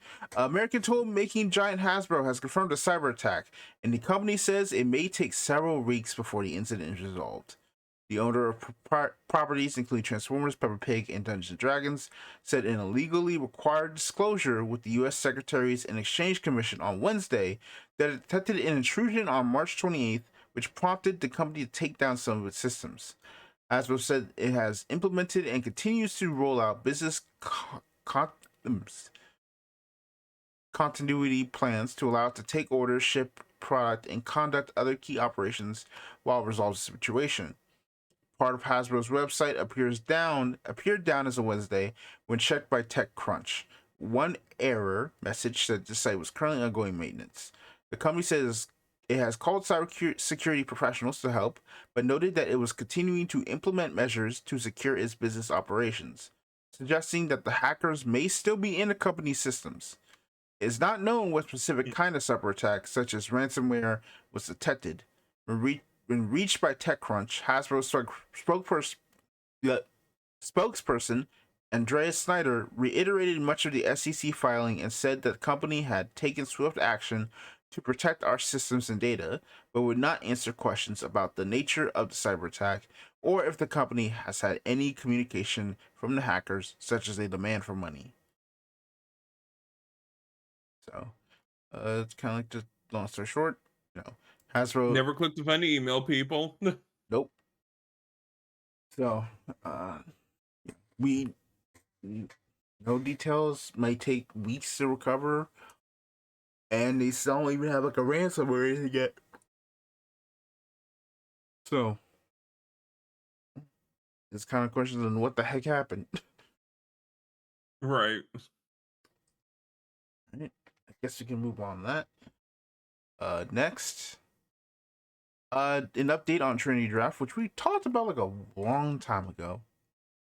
Very long time ago. Yeah, but like Trinity Draft is now officially on sale in shops.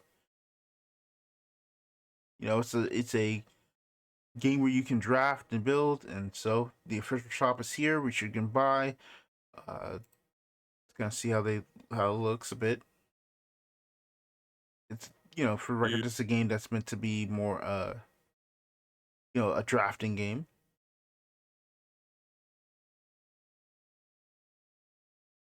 And they got sleeves for like 15. Is that a mat?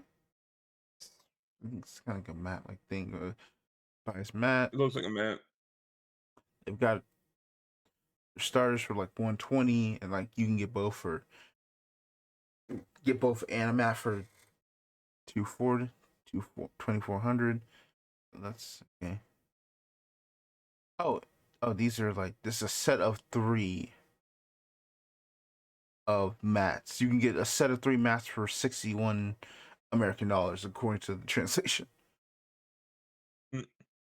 That's pretty. Well, That is pretty cool. It's like, hey, I mean, I hesitate to call it a starter. It's more of, just a box for drafting. yeah, these are the Blaze version and the Phantom version, which, yeah, I do want to see. I want to see if I can get, probably sometime, probably see if I can get one of these to kind of just have. because it just looks cool. Mm. So yeah, if you are interested in learning about Trinity Draft, we did a uh, podcast like a while back. It's the one with Machu on it, I believe. So you Shoot, can look that for was like way back. yeah, that was way back. So yeah, So if you far back, want, we were talking about G Quacks. yep. So if you want to know, you can know. Next up, another game I found randomly that showed up. Legend of Stars revealed Starter Deck Volume 2, which is these two decks, which is kind of like a dragon and like a knight and dragon and like a demon. So they're supposed to come out in late April, which we haven't actually seen this game, so kind of want to see what we can kind of glean from what we know. So we've got like cards right here. Oh, there's like zone placement, huh? Like, what looks like zone placements. Very interesting.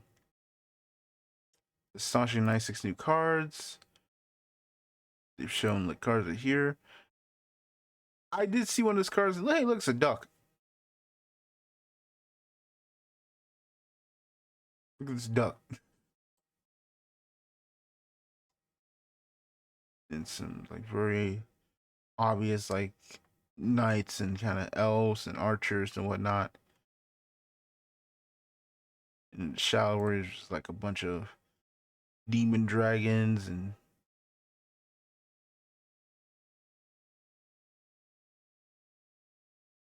this one shadows.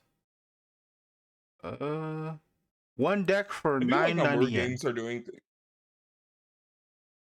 Hmm? It's like I do like how lumber games are doing different things like zone placement and whatnot. Like I think everyone's finally tired of Match of the Gathering. Throw every single thing on the table and figure out which pile is what. Where's the home?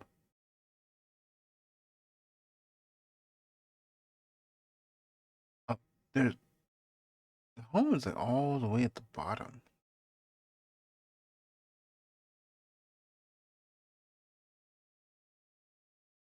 All right, let's see. What is Legend of Stars? See what the translation says. Original independently produced trading card game where you freely control a diverse cast of characters to battle.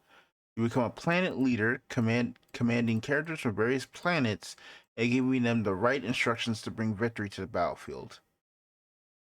Build divide? Kidding. You did that to spite me, didn't you? Oh yeah. So, Legend Stars uses standard card size for record 63 by 88 with a 3. Now, this the game rules. Let's look at them. They have a starter video. Uh, no deck needed. We also revealed ways to play using only card packs. So buy a pack and play. Went for sealed deck and chaos deck. Game preparation. First, prepare the following 3 items that start the game: a stack of cards, calculator or notepad, and dice. Not essential, but can be useful for certain situations. Decks must contain. Huh? Hold on. I just found something. What? Regarding the use of AI generated illustrations, Where?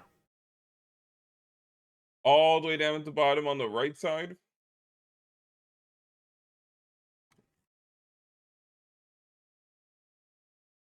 Oh no. Oh no. Add information in agency for culture In affairs. Legend of Stars, card illustrations are created using both illustrators and AI generators. Recently, there's been a noticeable increase in the use of AI generators on the internet that severely infringes on the copyrights of illustrators and creators. Legend of Stars takes a negative stance against the use of AI generators to exhibit the above tendencies. We adhere to the following points regarding the use of AI generators and are constantly taking measures to ensure both can be used together. Get out of here. I was feeling something, but I was like, "There's no way, right?" I just walked in and dive bombed the game. Sorry, Zechs. Okay, so let's see. When generating AI illustrations, define measures for all illustrations. Sure, we'll use generation AI that's licensed for commercial use. We prevent the generation of copyright infringing illustrations by not including proper amounts in the generated prompts, e.g., Tokyo Tower, iPhone, etc. Man, all right. Well, shoot. We're canceling the talk, man. Like straight up killed the vibe, man.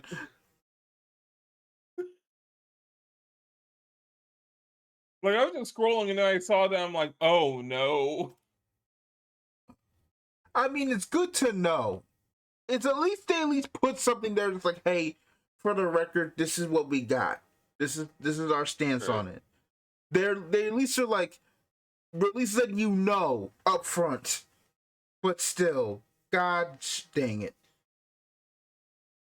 Yep. This game looked very interesting, but I'm like, I can't.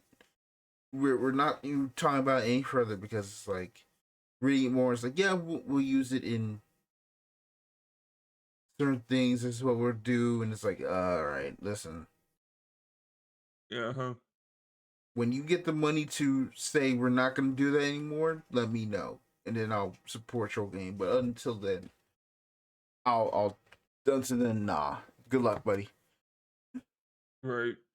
Because I'm like, And they're man. like, we even told our shareholders. Say, All right, moving on. Sorry, guys, I killed a segment. All right. I reincarnate into a world where the world ends because of a card game. And when I open the card shop, people ask around me, start thinking I'm the protagonist from the previous work. Uh, this this manga apparently just started. This is like on the 23rd, so it's just now released officially. I might try and read it at some point. It's like, oh yeah. So what if Masanori somehow woke up as Shin? Cool. Yep. So just want to point that out there, just something for people to know. This is the It seems miscellaneous. very high concept. And here's a guide to update Duel Masters plays for PC. So if you want to play Duel Masters Yeah, plays in which is the uh which is the online like mobile game for Duel Masters, you can. I need to hop back on. Honestly, I'm like, I built my decks. That's pretty nice, and I'm like, all right, I'm gonna take a break. Oh no, I wanted to trip. That's what happened. Mm. And I just forgot to play. But yeah, just pointing out there. Shout out to this English patch, MF Zora, I believe. I guess that's what it is. Yep. All right, now on I mean, may to. as well hop on. I might do a stream of it. Why not? All right. Next up, Vanguard. We got some Vanguard news that is actually positive. So we had the product stream this past week, and we'll get to that. But part of it is there. They unleashed the ban list, which takes effect on May 1st, which will be right before World Finals. And they pretty much went scorch earth here. The scorch earth you can with a Yep. reason. They basically shot Virginia into the sun. But they got rid of the great researcher and basically said, yeah, only Alpha Ranks is now restricted to 2, so your main power source is now been limited and you can't search it out as effectively. I mean, Yeah. they shot the card for Genesis, generic for Genesis, because one, Minerva is strong, and two, um, I'm trying to think what I'm trying to say.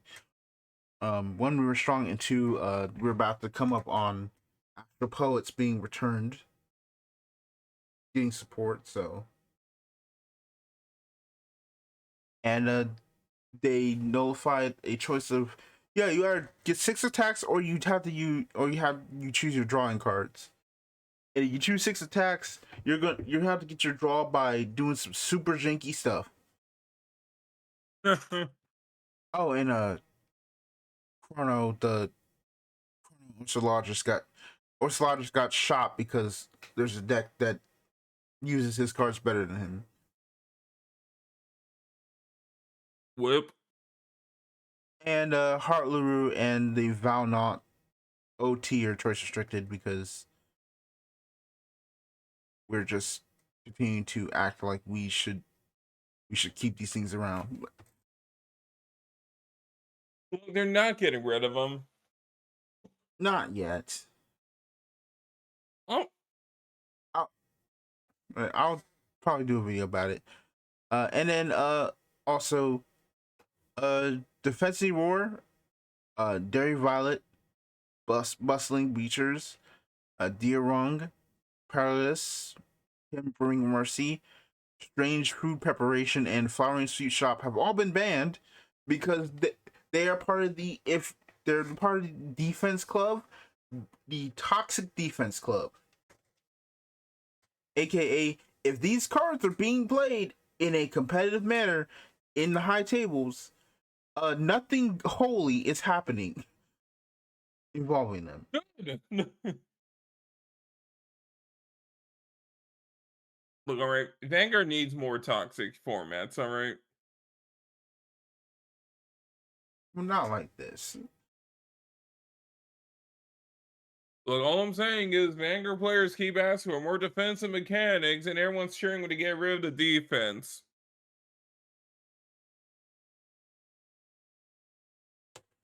It's a little crazy if you ask me. I mean, just debate everything. So this is interesting because this part is what Japan got a week ago. Everything onwards is what we get in the global version. So premium hits, they made a choice restrict for Deep Gelidus and Variant's Hot Leg. Sleeve Tugging Bell has been banned. This they say on their slide, yeah, Bell is actually like restricted, not restricted to one. That was the error. Kishima, the the I think the collection version, not the original, has been freed to 1. Dreamy Dragon is back to 1, and Star Raider Zinc is at 2. Meaning the premium worlds will be in this weird limbo of I don't know what's going on, dog. Premium's like, all right, we're bringing the G Premium collection stuff back. Go nuts. They only brought one thing back. Though to be fair, it's for OTT, which is very like whatever. But it's still weird. And then letting Variant's Hard Leg exist at all is like, I mean, what are they gonna do against him? His leg is too hard.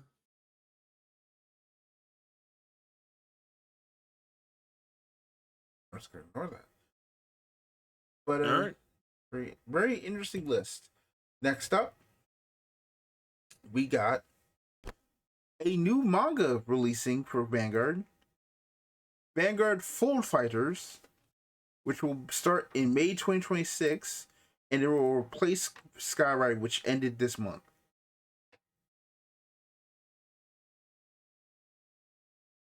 So we've got a ruler a ruler knight.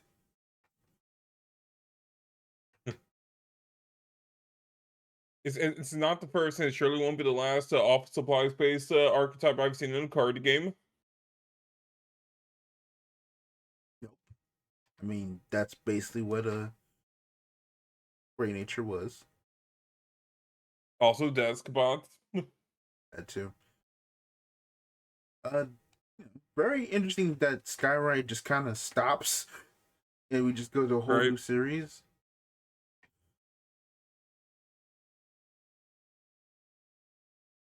Well, that was neat. Onward. All right.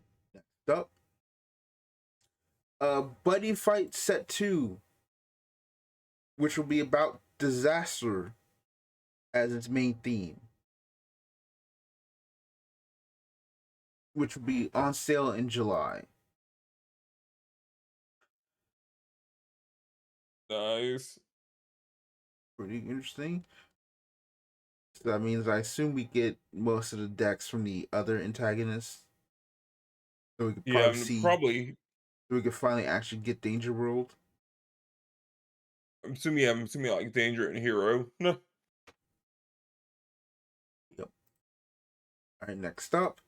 Uh Phantom Assault Thunder, which is there, which released June 19th. It will have the Ren icon deck in it, which will have Blast of Dark and PBD. You see, I kind of wish it was like a starter deck, just so I could recreate what happened in V. Mm, I mean, we don't know what the heck's in this booster pack, right? Right. This is technically the off season set, but due to shenanigans, Yeah. recent shenanigans, who knows what's in it? Considering they have not shown It like it's either an anything off season or it's an off year or it's an off who knows. Maybe it's not off. even an off anything. It's an off week, I guess. I don't know. Maybe it's an onset. Next, they gave a Weiss restriction list in English.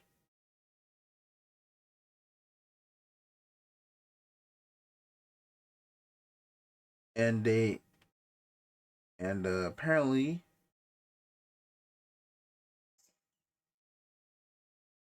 they messed up according to the community that they accidentally buffed Overlord, That's so funny. which resulted in the Bushiroad intern Twitter to kind of vent in a way that obviously was meant for Weiss because they were the ones that very much complaining, but it's like you could kind of feel like there's probably some Vanguard venting in there too, in like the other games as well.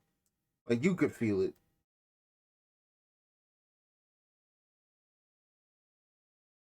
Like the intern has had enough. I mean, that intern could note under the Overlord section. I'm like, what are you doing? Like, speaking of which, let's actually look at it because I don't. Well, Nazareth, Tomb of the Undead has enjoyed great success with over 60% win rate. Its low usage rate indicates that players are exceptionally skilled at navigating the depths of the deck. Like, why would you buff it after saying, oh yeah, 60% win rate? Do you hear yourself? I don't know, man. You limited Shub Nigger off, so I don't know. Do we really want to be on your side? I do like the you guys limited the card. What do you mean that the deck's stronger?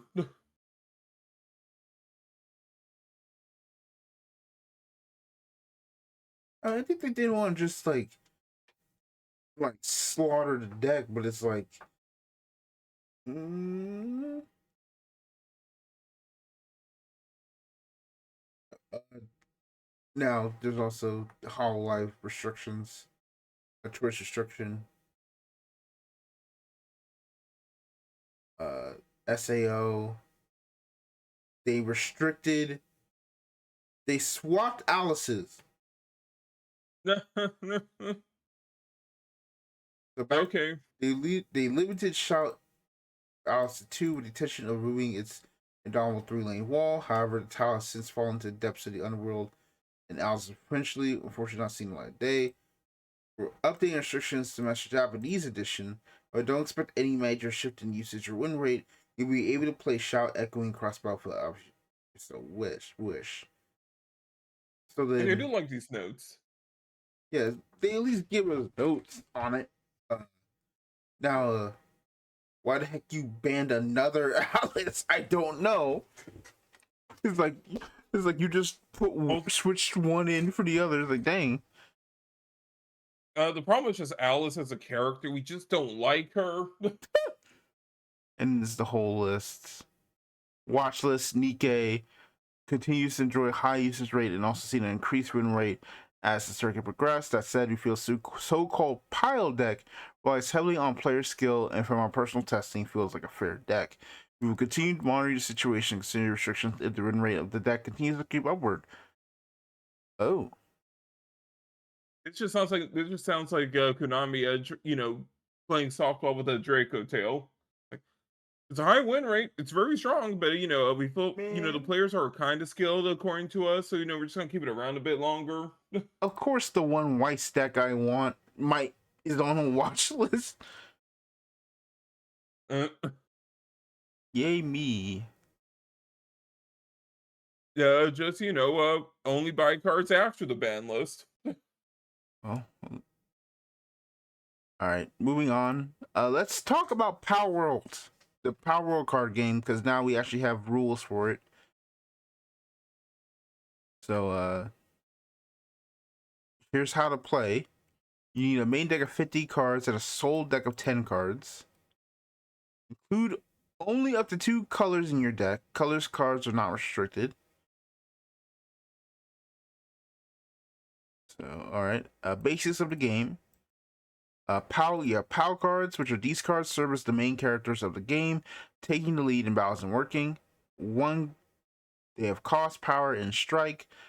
Cost to play a card, you know how to do that. To play a card, rest the number of soul cards according to the numbers shown on the cost. Power, the amount of damage that will be dealt when a POW battles another power or a structure. Strike, the amount of damage that will be dealt to the player when a POW attacks an opposing player. So you have gear cards. These are mainly tools and weapons. It can power your POWs or deal damage to your opponent's POWs. Event cards. I like how the gear card says here's a rifle. You can't just shoot the opponent's pal. Event cards. We know what we are. Cards are powerful one-time use effects. And then structure cards. Various abilities will activate when you assign a POW. What is assigning? By resting a POW, turning cards sideways, they can be put to work as structures, which has durability. When a structure receives damage equal to or more than its durability, it is destroyed. And then damage check. When a player receives damage from an attack, oh my goodness, excuse me. The player reveals cards from the top of their deck according to the strike of the card that dealt damage. If a card with the lucky icon is revealed, the damage is canceled. They just made...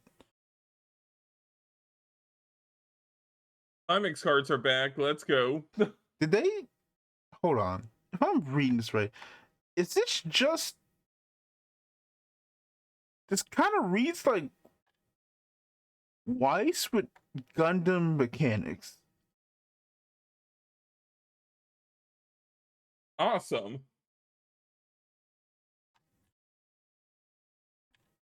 Also, wait a second.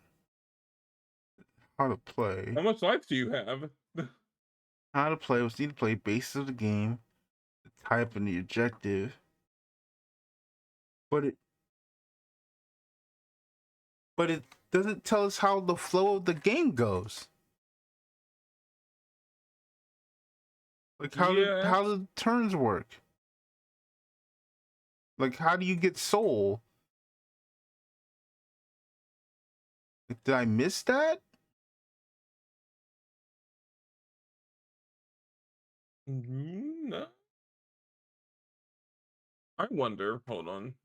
I'm gonna. Okay.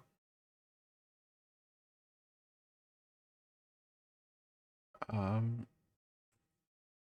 it tells us let's kind of do a little search here.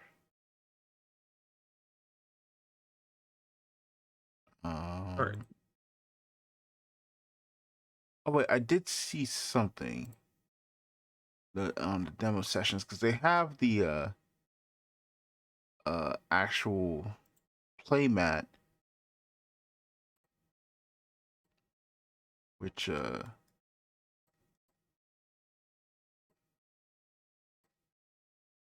you have a base, you have the soul area, deck, graveyard, and soul deck. Can I zoom in? Okay, so you have 10 life, 10 or 11 life from the look of it. You have a life counter.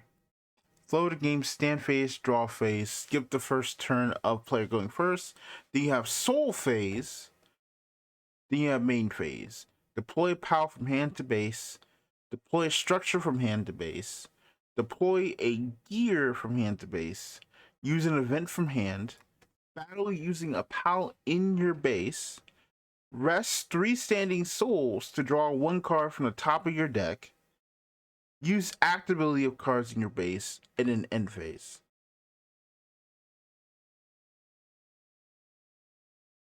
Oh, okay. I'm assuming it's you get like 1 to 2 soul per turn.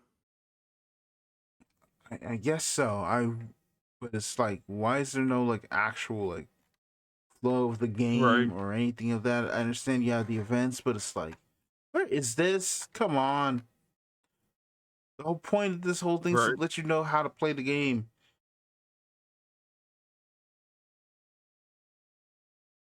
Like I imagine they were given like pamphlet or something, but they just didn't take a picture of it.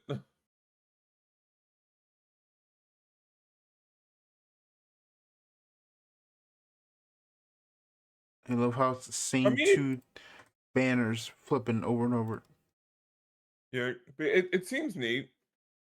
Like it feels like a Bandai game almost. Hmm.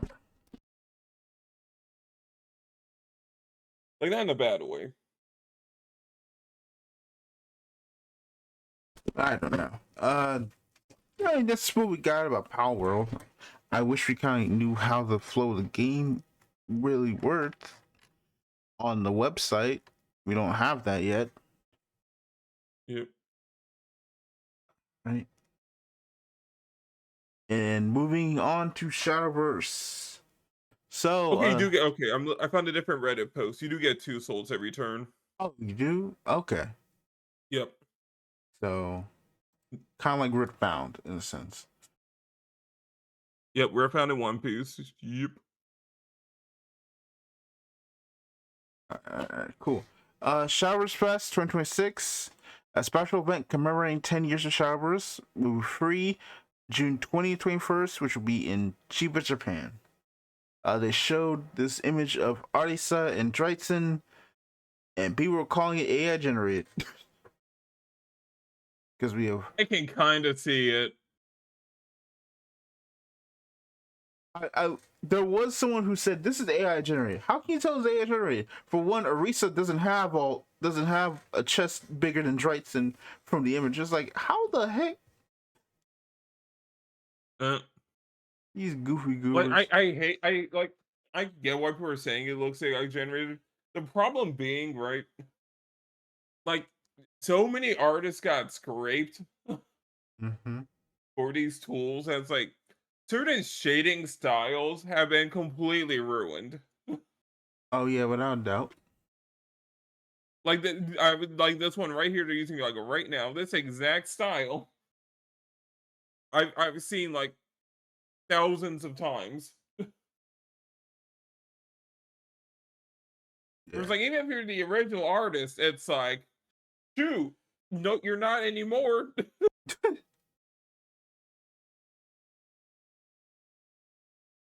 it is crazy. Now, this should be a good thing, but here's the problem. Shadowverse dies June 30th, 2026. The original. Let's go to the website and they'll explain.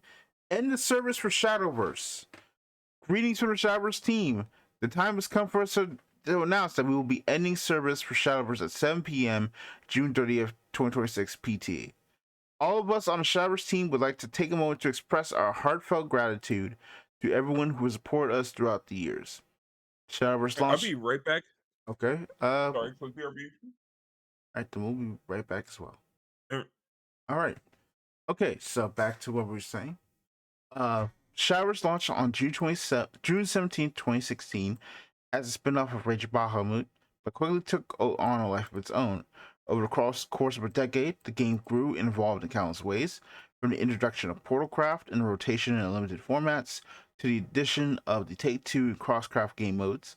Along the way, we released over 5,000 cards across 32 card sets, collaborated with various beloved games and franchises, and brought to life 20 epic story chapters featuring an original and lovable cast of heroes. With your continued support, Shadowverse was able to grow far beyond its origins. Our foray into esports was made possible thanks to our fans, culminating in several large-scale tournaments, and most notably the World Grand Prix Series, international tournaments that boasted grand prizes of 100 million yen. It also gave rise to a number of spin-offs, including the physical card game Shadowverse Evolve, the Nintendo Switch game Shadowverse Champions Battle, and the Shadowverse Flame animated series. Though the original Shadowverse will conclude after a 10-year run, its legacy will continue through Shadowverse Evolve and its direct successor, Shadowverse Worlds Beyond. To commemorate the 3 remaining months of Shadowverse, we've planned a variety of events. For more information, please refer to the following announcement, scheduled for the end of service for Shadowverse. Once again, the Shadowverse team is incredibly grateful for all the love and support our fans have shown us over the years. As we cherish these final months of service, we would be honored if you could share your favorite memories of Shadowverse with us on social media. Thank you for playing Shadowverse. We'll talk about the schedule in just a second. So yeah, Shadowverse is done. The original. Yeah. Like, I'd say it had a nice 10-year run, but a lot of these games I feel like, at least in the digital realm, I feel like are just gonna last forever. Maybe. So I'm gonna be completely honest about this. If there's not an offline client version of this game, this is stupid. This is There a won't horrible be. decision. This will be a not a good decision at all. Because you have multiple single player modes that need to be, kept up, right? Not to mention Yep. it is kind of like, but you put this game on like maintenance mode. Rage of Bahamut's still on maintenance mode, but for some reason you don't want to spend the resources on this game anymore to keep it running, to keep the service running. What's going on? Yep, sorry, it's just Grand Blue Uma and the Shadowverse Evolve now. And Worlds Beyond.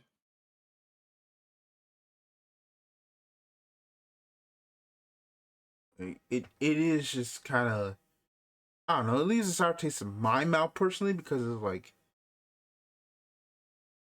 I think the problem with this announcement is that Worlds Beyond did not launch to near the same amount of fervor that Shadowverse had. that is also one of the reasons, right? People talk about like, man, I'd be more fine with this if Worlds Beyond wasn't a steaming pile of dookie water. Is what people have kind of been saying. Right. While I like Worlds Beyond, it's very obvious that game is in a way different state than like, current Shadowverse is. Also, I just realized that Duel Links came out only like 4 months after Shadowverse did. Which is gonna be crazy. It's like Duel Links will probably outlast Shadowverse, the original. It 100% will. Heck, I think like what Duel Links just announced a new crazy mode Yeah, I that I'm heard, sure is gonna give the game a yep. It's like, oh, cool. That's gonna keep that game going for at least another year or two.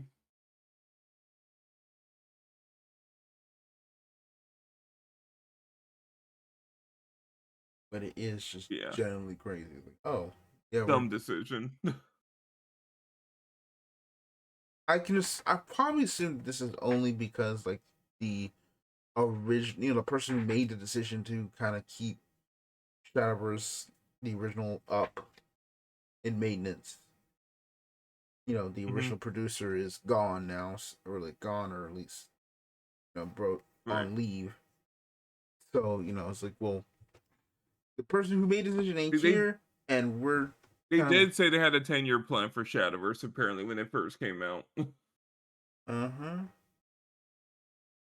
I It's like, don't well, think they're this keeping was. their word. I don't think this is. I think the idea was like, oh, you mean over 10 years? Because like, we can still at least keep going, and at least have it up. Because the biggest problem is like it doesn't really. Let's look at the schedule here. Leading to the end of server showers, announced in forward notice. Schedule leading up to showers and service. Following the March 24th maintenance, crystals will no longer be available to purchase. Note, you will be able to continue using crystals that you already purchased. 7 p.m. March 31st, throwback rotation card pool resets. Battle Pass Season 23 begins. Since crystals will no longer be available for purchase in the lead up to the end of service for Shadowverse, all players will receive the Premium Pass leader card in 3 card pack bundles will also no longer be available for purchase. So you'll get the Premium Pass anyway, but you won't get, but that's it. More information about other events will be released in subsequent announcements, which April 30th, throwback rotation carpool resets. May 31st, throwback rotation carpool resets. June 30th, 2026, end of service for Shadowverse. Note, following the end of service, players will no longer be able to link their accounts to Shadowverse Worlds Beyond. Unused crystals.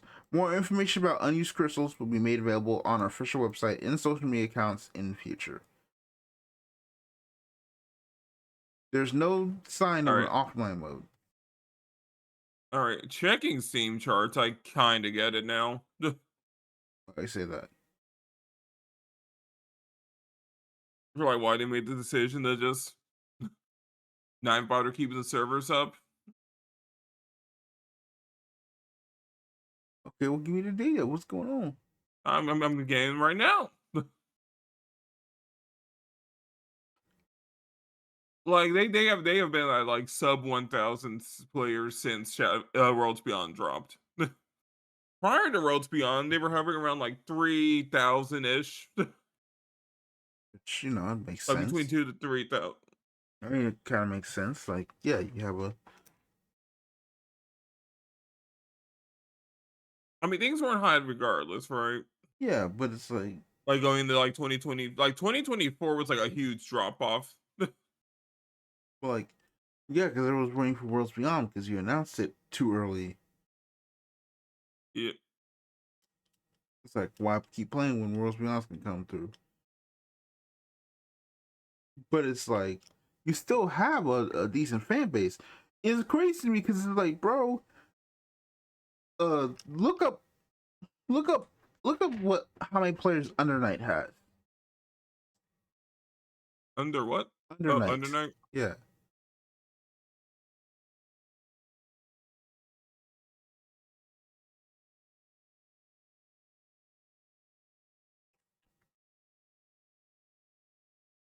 Uh, okay, just typing. Oh, found it. Oh yeah, like 236 right now. Yeah. Yeah, 236. You're saying like sub 1,000. So it's like, there's still people playing it. I mean, Discord fighters have a completely different metric. I mean, that's true. I mean, fair. You But it's like, you only need a peer to peer connection. true, but it's still. True, but it's still like if that's fine.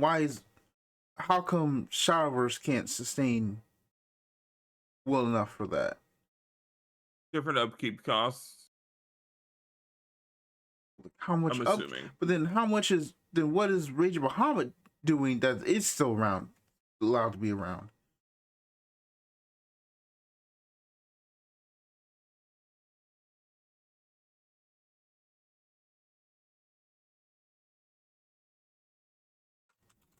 I mean, shoot, I didn't even know it was still online. Yeah, it's still maintenance mode. All right, it was shut down in English in 2016.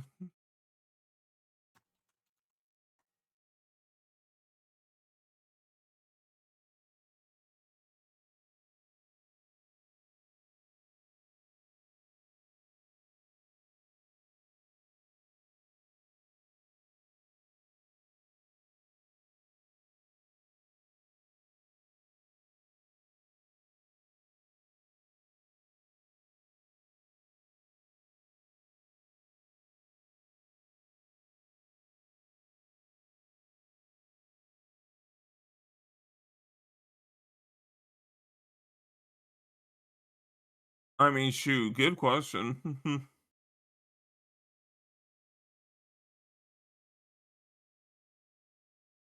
It is kind of weird that like Rage of Bahamut just kind of became the base for all the other side games, right? Mm-hmm. Oh yeah, Shadowverse, and then Grand Blue comes. And it's like, yeah, this just Rage of Bahamut, but better in every single way.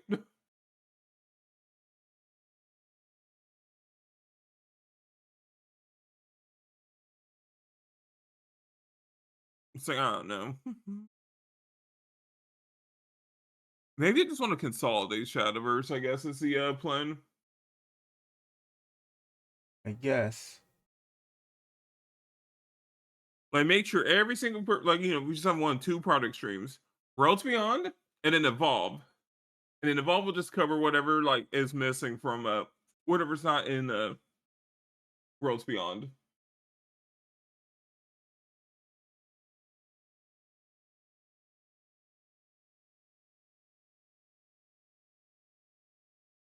Which I guess is a strategy.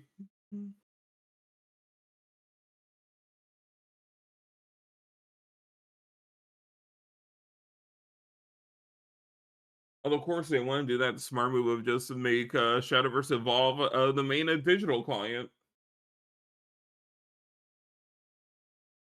But you know that would require thinking. Mm. Like I don't know why they're allergic to not just doing a concurrent game. I think it's the same thing with the Vanguard, right? Yeah.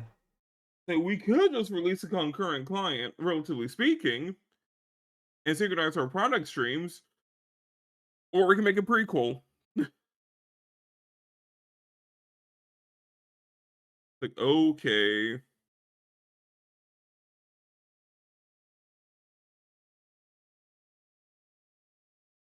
It's like lame.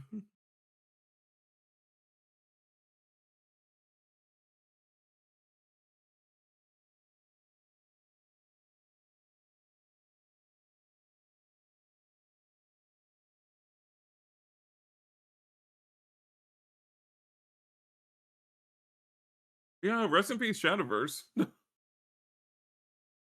Had a good run. I wish you outlived Hearthstone. God. You were the only competition. Dang. Well, I mean, Worlds Beyond's here. It'll be fine. It's like that was the digital TCG 1v1 because everyone forgot about the Pokemon TCG client. Because that isn't good. I mean, it was okay. The progression was just weird. If you didn't like playing the stock market. the amount of Pikachu costumes I had to purchase just to get re-enter the economy. Crazy work there. I mean, at least we have Magic Arena and Master Duel now. So you were good at game, Shadowverse. You paved the way.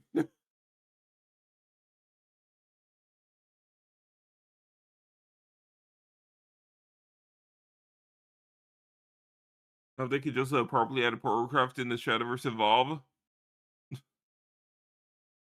Mm. All right. Next up, speaking of end of service, Bowser Sagas said, as of today, all services, including customer support, have ended. We are grateful to all players who play the game, support its title. Thank you for your journey. So Bowser Saga is now officially it's gone, done. Yep. Just kind of a final statement. Adios. Now moving on to Gundam, its replacement. Not wrong.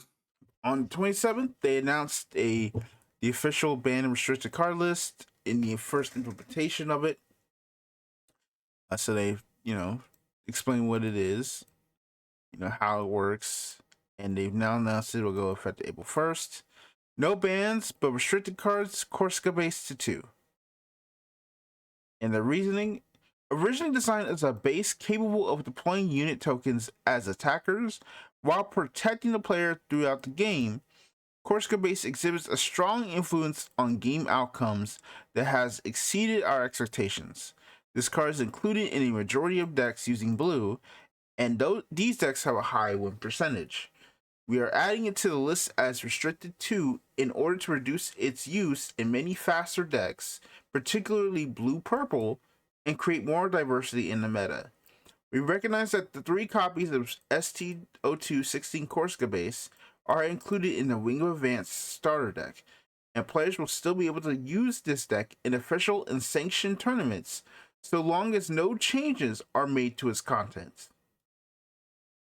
So basically, if you are literally just playing the starter deck in an official tournament, like literally just straight up, the 50 cards are literally just that, you can play 3. But outside of that, you only play 2.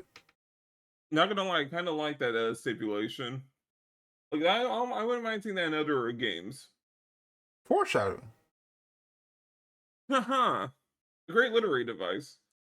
Mm-hmm. Also, I just remembered something Gundam related from like things I've involved in. Get herself an SD Gundam that pissed me off, and it's wing related. What? They finally added Endless Waltz in a Double Season 2 to the game. Mm-hmm. I'm like, awesome. Except if for some stupid reason you can they decided to separate Wing and Endless Waltz from each other. So I had to regrind an entire brand new team of fresh units exclusive to Endless Waltz to play that storyline. It's like, why? Why would you do that? Well, technically, Endless Waltz is a different timeline, quote unquote. Yeah, and like the dev tree is all the glory of the loser stuff. So it's not even like Endless Waltz proper. It's Endless Waltz manga stuff. So, I think the hit is fine, though. I understand the real issue isn't just, it can't It's just be Amuro, Corsica but you can't hit based. Amuro.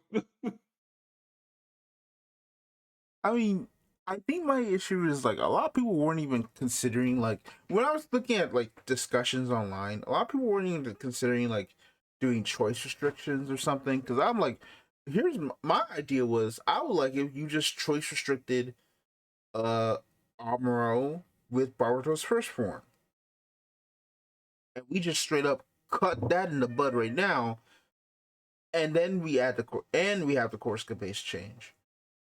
Like I feel like choice restrictions feel like such a uniquely Bushiroad thing. But it is fine, right? It's like Choice restrictions Yeah.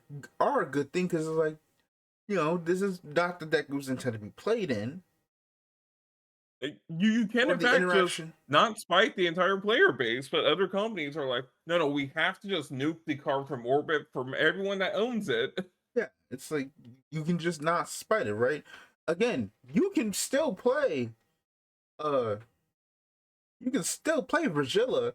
You just lost a piece that was very powerful, but other decks can still use that piece in the future. Yeah, Hopefully, in a less toxic manner. like we love choice restrictions in this house. Is it potentially like throwing the issue down the road? Maybe, but it's like it's very Sure. obvious. Like the elephant in the room is that Bardo's first form gave the deck draw power very early for an aggro Right. deck.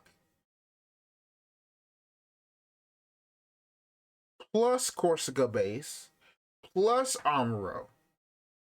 At the very least, in 1 year war, you have to at least throw char excuse me, throw charge Zaku 2 into something, or it gets blown up by something in order to get that advantage. Like you have to trade it in. Meanwhile, you could just swing the first form with a ping on it onto the base, onto the EX base. It kills it. You drew a card, and then after that, like if your opponent can't actually deal with it somehow, it's like, well, I just keep drawing. Yep. All right. The good news is, hypothetically speaking, you can at least bully the vulture player out of playing the game. Help them out a little bit.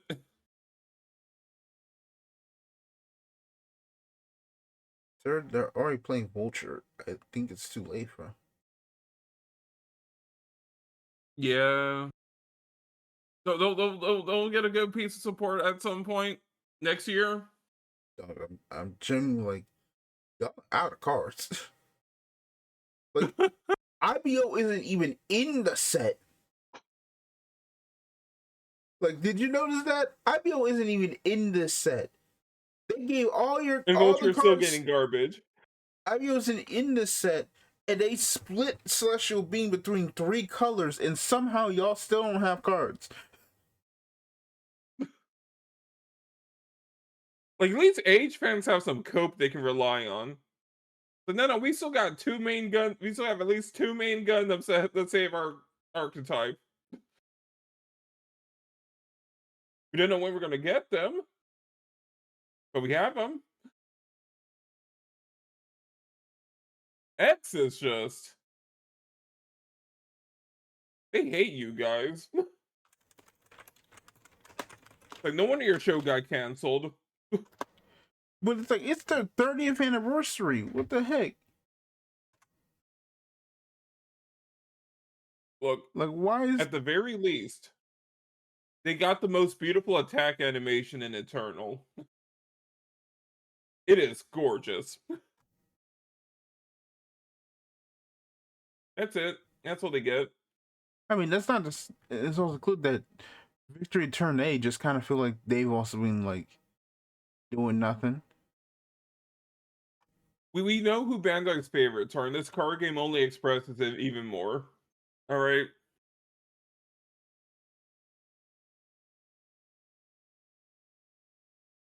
Mm, And that's I don't know. let me see. Let me look at what's. It's like trying to play Powers and Aquas in Yu-Gi-Oh. But you guys get one good deck every 5 years, and that's it.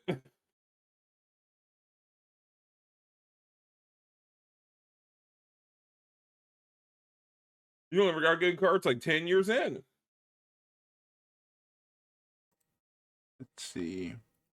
Also, like, there's only like I think like there's one more LR missing for blue.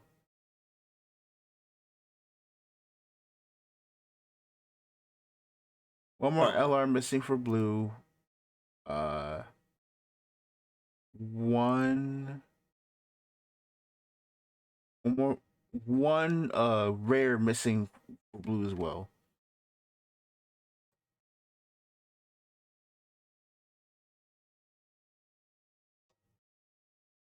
17, 18, 19. Green has basically all their cards done. Their high rarities. 33. Red 2 has their high rarities done. Hmm.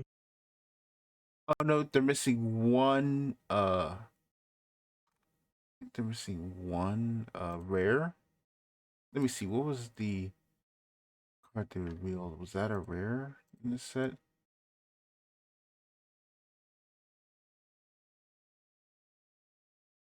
Yeah, that's a rare, but it's the card rare. Okay, but they're missing one like unit rare. Yeah, this is updated to recent.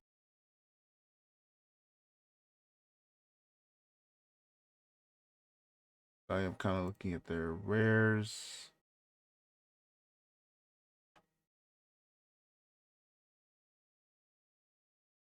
Um,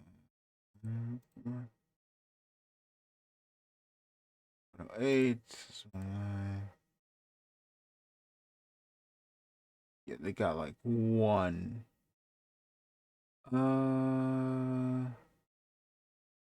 Yeah, pretty much. Like most of the set is pretty much done.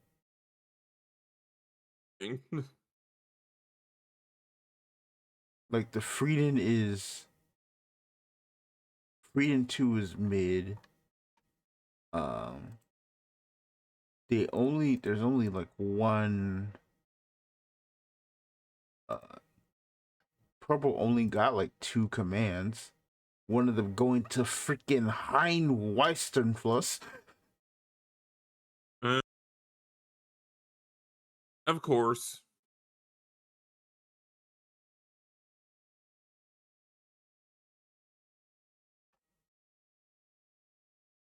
Yeah, it's like, oh man, it is over.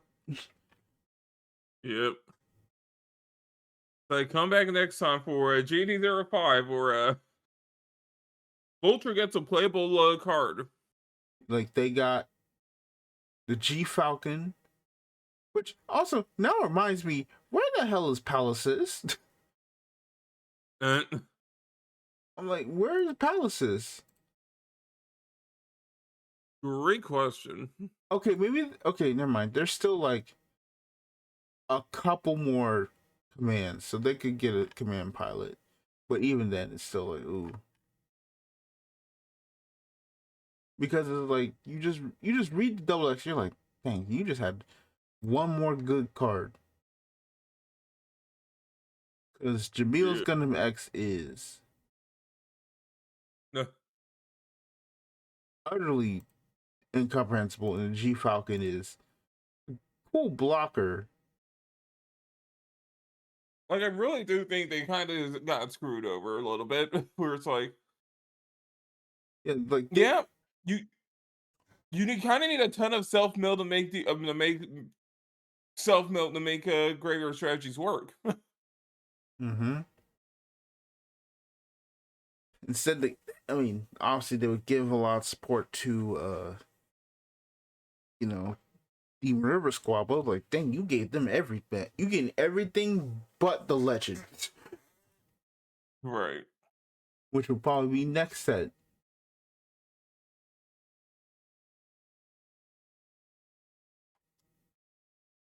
Like, actually, they're still. Look, the double XG Falcon will save them, all right? With another super high-end card that will require 10 vultures in the drop file. Oh my goodness. But yeah, it is very weird. So I don't know. I feel like the sets is kind of like weird. It's like, yeah, there's really cool cards, but also like, huh.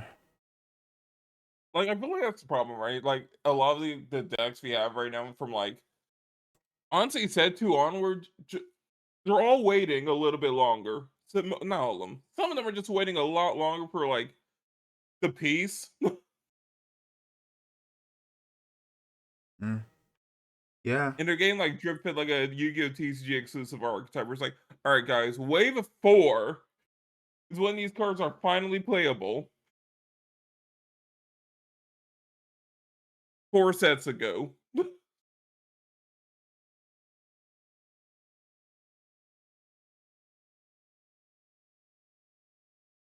Good lesson to never be a fan of one of the less popular Gundam shows. It's not worth it. Mm. They hate you here.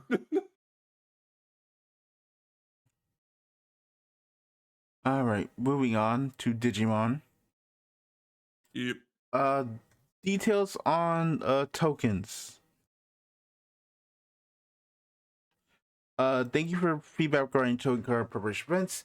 This rule revision has been implemented in response to recently identified cases of misconduct, where it was determined that the existing regulations were insufficient to properly address such situations. In order to maintain a fair and healthy competitive environment, we have clarified operations and made the necessary updates to the rules. Regarding the implementation timing in North America, EU, OC, LATAM, this revision will take effect from April 13th. In order to not disrupt competitions taking place in early April. Accordingly, token card preparation under the previous rules will be permitted for the WCS 26-27 regionals hosted by organized play events and by attack games on title. Players participating in the affected events are kindly asked to review the applicable rules in advance and prepare accordingly. We will continue to try to maintain a environment. So, what exactly happened? Well, let's read the rule. The updated comprehensive rules for what dual cards can do are digivolving and whatnot, but we're here looking for token card preparation. In order to avoid confusion and problems during games, we have changed some of the rules regarding the preparation of token cards. Before rule change, players can use any cards as token cards. Players can use any cards as token cards can be as long as the orientation is shown. The card information specified in effect doesn't have to be written on a token card. After rule change, only officially sold / distributed Digimon card game token cards or token cards printed using the official downloads from this site may be used as token cards. When using a token card, it must show the card information specified for the effect. So, I mean, at least you just like download the printout. okay, so I think what's going on is that tokens are kind of this weird thing. Mm-hmm. You know, this player saying it's like, you know, some tokens just were never printed ever. And the tokens that were just printed got expensive. Not to mention there's just a token card you can kind of put there and it's like the token card's there and it's kind of expensive and it's there. So it is kind of like, So I think the issue is you just need to print the tokens. You need to print the tokens Yeah, going just forward print the tokens. in sets, right? Sets, everything's just kind of clear this up and just flood the market with tokens. Flood Right. it. Flood it. A token should never be cost $35 for a fake thing. Just flood it. Get it up out of there. So, notice for English, the set Advanced Booster Digimon Generation was delayed a week. Please note that delivery may be delayed until April 10th, 2026. So, yeah, set I want got delayed a week because it has cards for decks I play. Never crazy. Big thing. Digimon Elysian development update, which Digimon Elysian is the online Digimon card game. Yep. And they in today's March 22nd stream of DigimonCon, we share the latest updates based on your feedback as development and improvements continue. They show the battle screen, Digivolution animations during battle, card designs for special rarities, and illustrations for new cards. We would like to express our sincere gratitude to everyone watching Digimon and to all those who have participated in the closed beta test and hands-on events at various locations. We received a great deal of feedback from those who actually tried the app regarding battle operability, tempo, card visibility, and more. Taking each of these to heart, we are moving forward with revisions on a scale that exceeds our original plans, including UI design improvements, battle functions with friends, and support for new languages. As a result, we are very sorry to have kept everyone who is looking forward to it waiting for so long. At this Digimon Con, we want to share at least a little of the current development status. So we introduced the battle screen, which we are focusing on in particular. The entire development team is working hard on development and revisions so that you can play the Digimon card game online more comfortably and enjoyably, so we would appreciate it if you could wait a little longer. And they have the stream there. I kind of need this game out before 2027.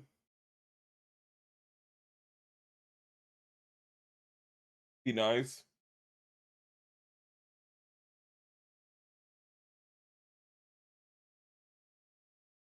But I don't want to rush the game, but it's like kind of want to rush the game a little bit.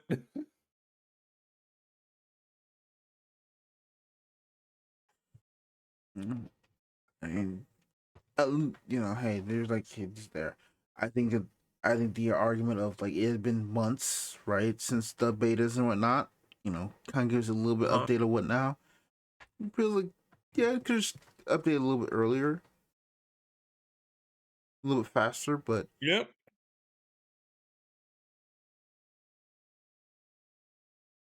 if it when it comes out, if it comes out all, it'll come out. Right. I mean, I'm sure it's gonna come out. But hey, remember when we talked about that rule that Gundam had about like Uh-huh. official release? All right, Ripbound. Effective tomorrow, March 31st, 4 cards and 3 battlefields are being banned in competitive constructed play. Read more.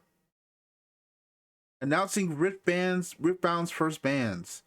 Effective like last week, 4 cards and 3 battlefields will be banned constructed. The following are banned from Ripbound's standard constructed, which are Called Shot, Draven Vanquisher, Fight or Flight, Scrap Heap, and Battlefield's Dreaming Tree, Obelisk Power, and Reaver's Row. Give me just 1 second. You can kind of talk about your thoughts on these real quick. Sure. Still taking a look at these cards, everyone, and see, the first I'm noticing here is called shot, right? I'm a complete and total card game novice. I've never played a TCG before, but when I see a zero cost draw one, I think you shouldn't be designing card games.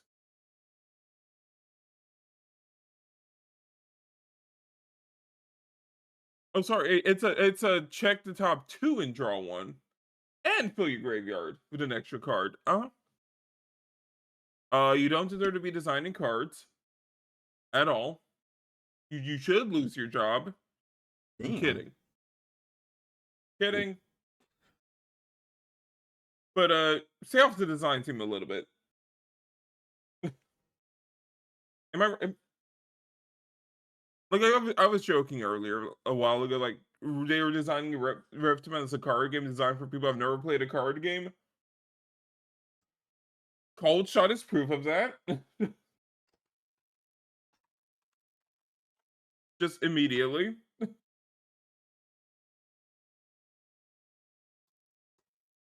Uh I mean, I haven't played Earthbound, so I can't say too much about Draven, right? I didn't know what a Gold Gear token does.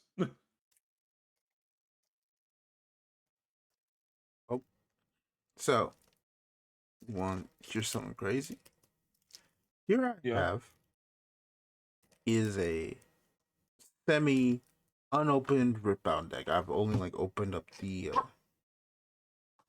I've opened up the packaging, I've opened everything. I just have it with the little like deck, the little deck box to kind of put your cards in for the starter deck. Right. But I have a unopened Jinx deck. Oh. Mm-hmm. With this decision, with this new update, let's see how legal out the box Jinx, one of the most well-known characters of League of Legends, is out the box I now. am. I am. I am seeing SFD on like 2 of these cards. See, so we got the regular Jinx, we got her champion, got a Vi, got Rast, Rasa, Scorcher, Flame Chompers, Brazen Buccaneer. Oh, would you look at that? 3 fighter flights. Oh no. That's there. We've got 3 Gus, 3 Undercover Asians. Where did the next card come?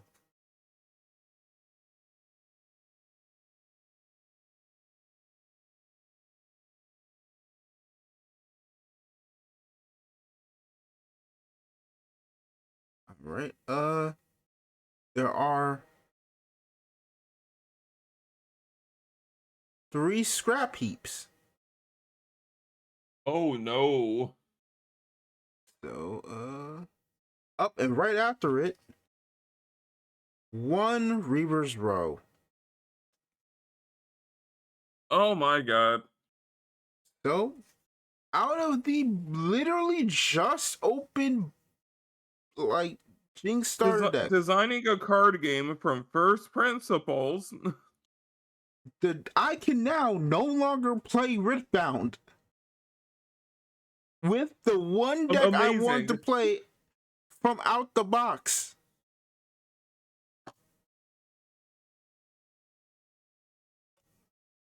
From a deck that wasn't even meta. Like what I'm seeing here, right? Like I'm seeing what's happening here, right? With all these ban cards. They designed a card game and they forgot how good drawing a card was somehow.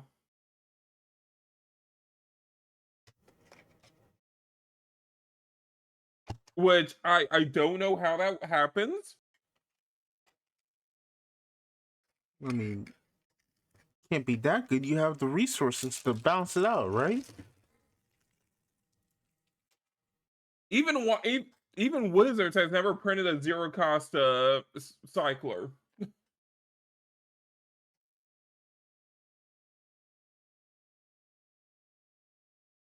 Not yet. But even then, it's like they know. It's like, yeah, no.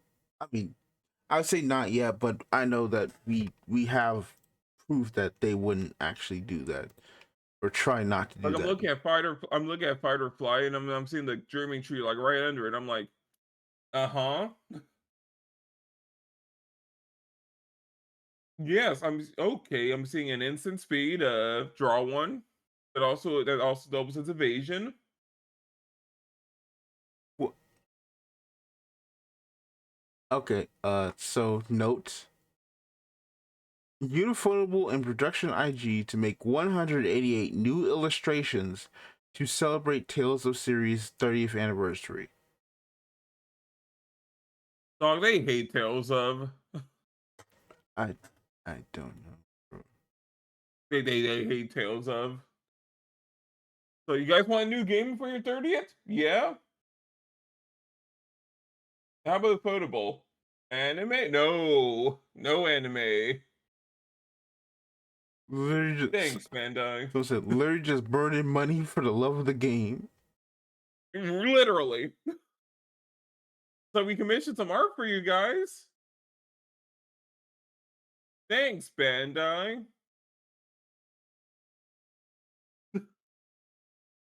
God.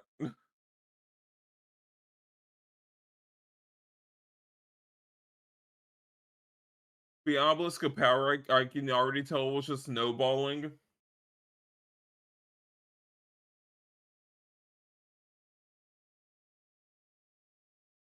It's like you already. It's like cards don't seem. I mean, I don't know.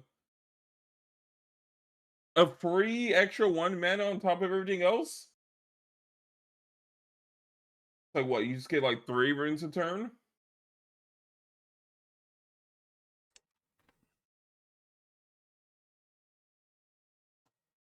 Is what I'm seeing here when I see obelisk of power.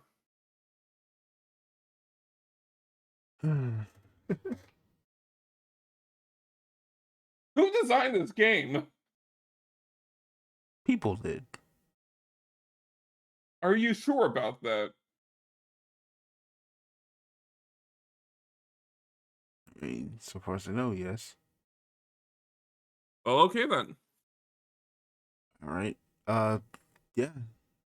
They gave a video Disaster about it. piece. They went to the philosophy. So there's a number of factors that matter when we consider whether to ban. Is the card overrepresented in an unhealthy way? Are the problems with the card likely to get worse over time? Does this card promote play patterns that negatively affect the game in other ways?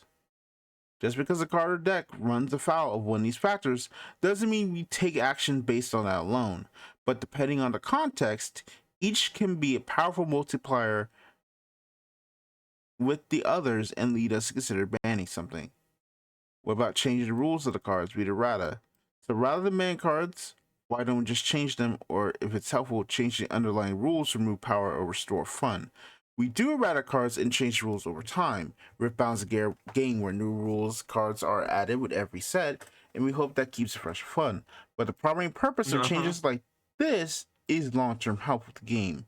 Either rules can't support the content properly and changes must be made to provide that support, or to clarify what's intended to happen with a card or rule. We do not change cards or rules as a balance lever to adjust the competitive metagame.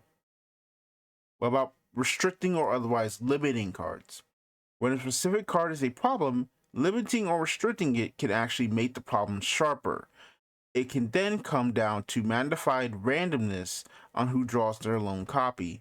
For example, Oh no. we do not have any plans to pursue these in the foreseeable future. Who knows what the long term holds, but it's not something players should expect to see from us anytime soon. It's also important for us to clarify that whatever intervention we make in the competitive metagame is straightforward to describe. You can't play that anymore. It's a lot cleaner and simpler than you can, but only under these circumstances. Or you can play that, but they totally changed how it works, even though that text is not on the card.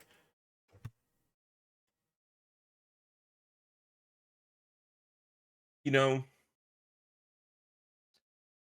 it's been a while since I've been frustrated at TCG developers as hard as I've been at V Card. Okay, hold on just 1 second. I need to be right back. Alright. All right. Yeah, sorry about that. It took a minute to take care of things. Mm. But anyway, continue what you're saying. Oh, I feel like You're saying you're maybe frustrated. explaining. Yep. All right. There's a few things I guess I've had time to do. Maybe this would have been better without an explanation. Maybe they just should not have explained their philosophy here. Mm.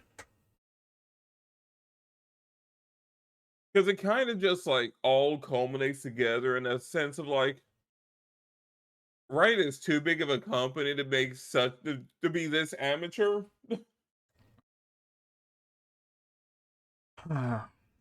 You would think. Like they couldn't find one person on their payroll who has touched a trading card game. One?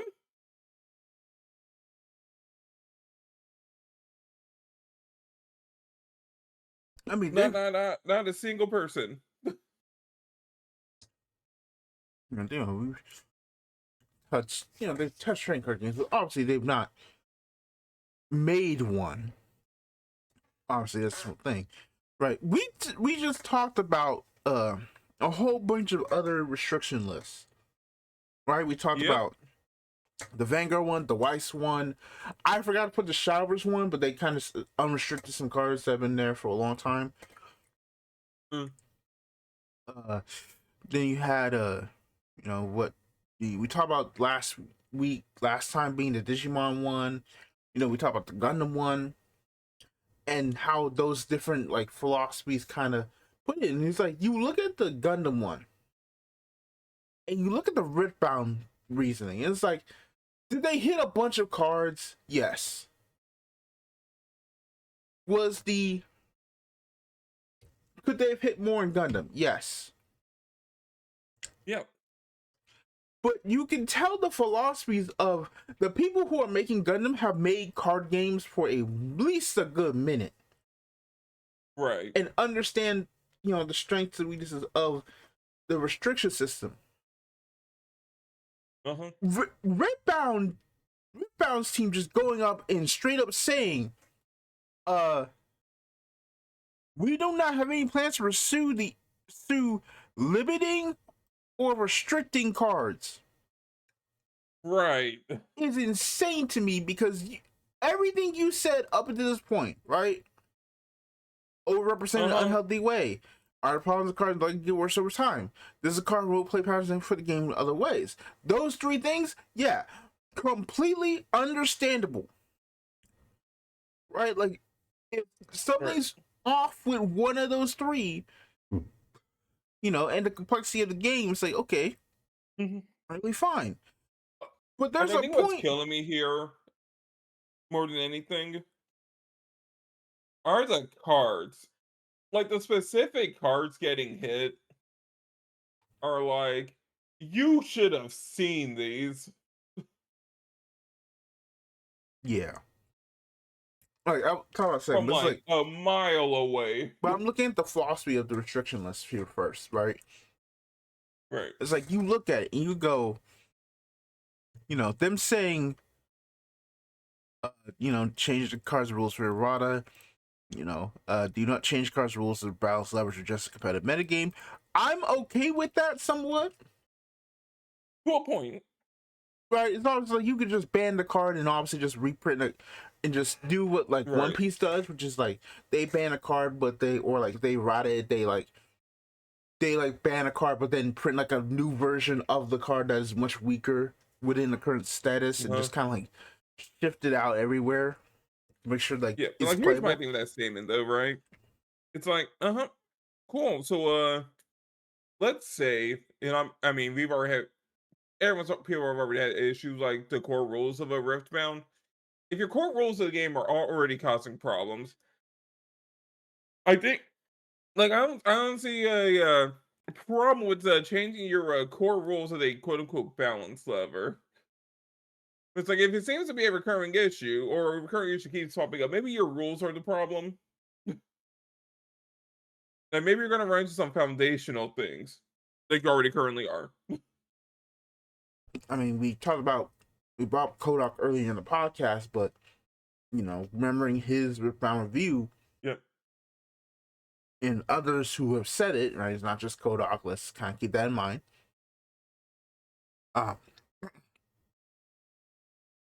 When right, with the way Riftbound's mana system is, right? It's 2 random cards from a deck. At what point when you get to a point in the game where it's 2 cards random from top of deck, what would eventually stop you outside of just giving enough cards to just run a basically like 1 color strategy? Yeah. It's like at that point it's like you're playing purple with a splash of red with Draven.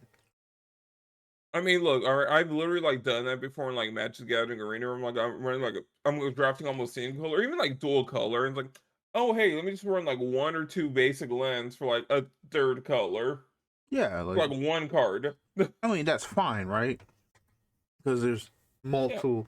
Because you can play Magic however you want, right? But if the whole thing of the system is having to access 2 colors, and you basically ignore the second one. Yep. Outside of like like some very powerful spells, you will come into problems of it just being that. Now, is that a complete like negative? No. But it is an issue. It is a fundamental issue with the game and kind of having to balance that if you want to do that.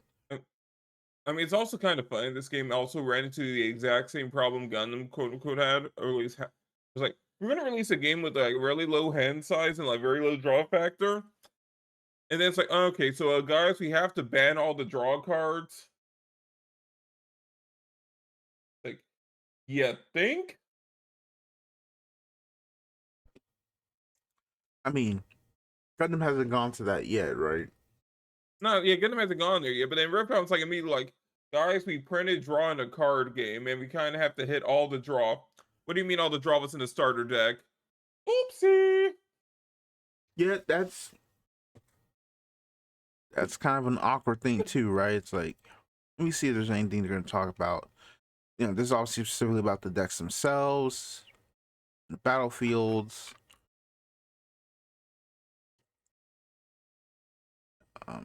Hold on, wait a minute. I'm seeing this on Miracle deck thing. I'm like seeing the bomb. We did not consider the style of deck to be healthy. Then why'd you print a zero cost card?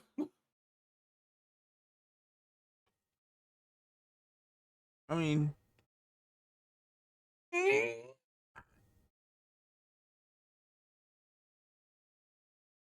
again, there's a card game called it's. We Didn't Play Test This at All.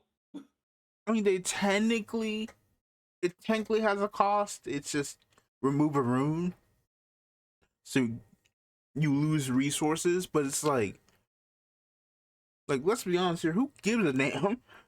I got a card for zero cost. It's purple in One Piece. Oh no, I have to put something back in the mana zone anyway. That will then get back later because I have run a mono purple deck basically. I'm just gonna, and you get 2 mana a turn. What's going -1 gonna do?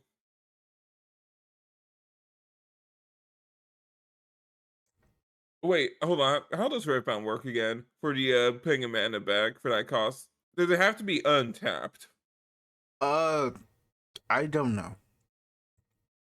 Because if you're allowed to send tap stuff back like in One Piece, it's cards free. I think it is. I think it's like you just have to send something there. This card can't be real.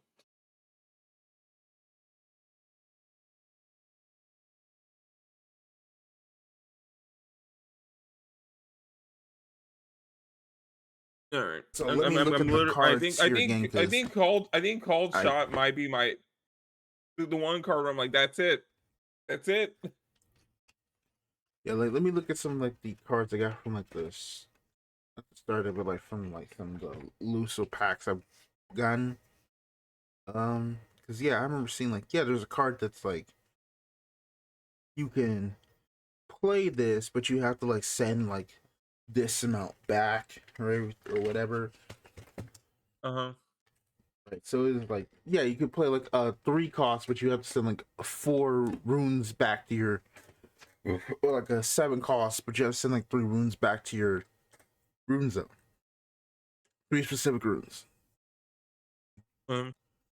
As a trade, but it's like if you're playing a freaking 0 cost and I already used that like rune for mana, like shoot. Uh-huh. It was already doing nothing.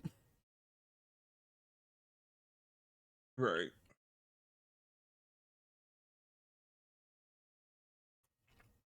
But I'm still on like this whole we're not going to restriction, but I'm still on this whole we're not restricting or limiting cards part. It's like what? Why? Right. Like I understand your thing, right? It can then come to magnified randomness on who draws their lone copy, for example. Right? It's also important to clarify. They saw way too many videos about Maxi. That's the clarity that whatever intervention you make in the competitive metagame is straightforward to describe. You can't play that anymore. It's a lot clearer and simpler than you can in these circumstances. Or you can play that, but they totally changed how it works, even though the text is not on the card. I get the errata part. The errata part makes sense. But it's like that first one is like one of these conditions is like, okay, every other game does it. Guys, our players are 12, all right? We know the League of Legends player base. They can't understand a choice restrict or a limit. But it's like, let's say Summoner's Rift only has band picks. They don't have half picks. stay like Scrap Heap or Fight or Flight. These cards could be okay at 1 because it means that the power 1 or maybe 2. I'm saying this as an example, or like Draven at Scrap 1. Heap is like the perfect kind of like you can have this at 1 and nothing bad happens. Yeah, the key out is at 1, nothing bad is going to happen because it's like, unless you have like trash recycling, but it means you're having to probably have a combo that uses resources, right? There's no card in the game that just gets you a card back from the drop for no resources, right? You better not be foreshadowing. No, I just don't know. I'm just kind of saying, like, No, you no, better no, not do it. I thought you were doing that thing I do, or you like hang on a point. No, I'm just saying that your ability as a design team will make sure that doesn't happen, right? At least not this early in the game. This is some deep cut foreshadowing. Check back with us next podcast where it determines that this card in set 3 that does exactly that.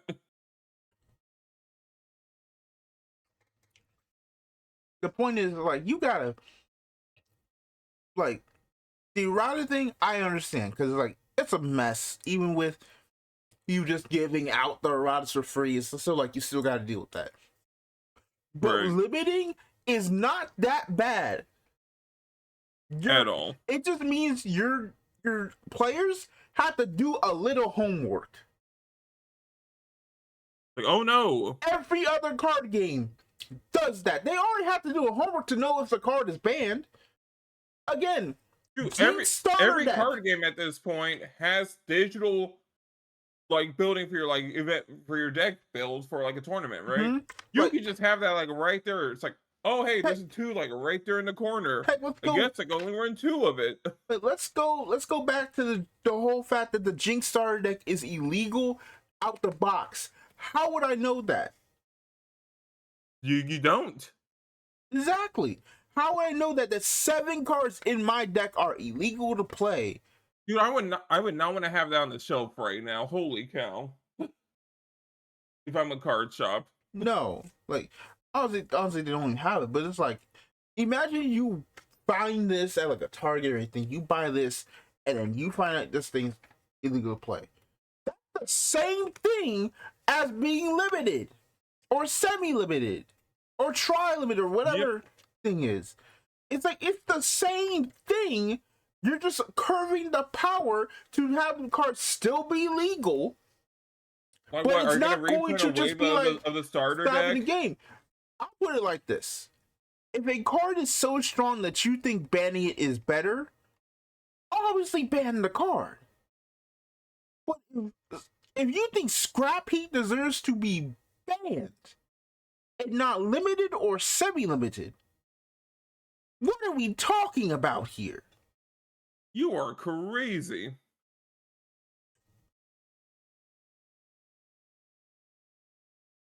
Last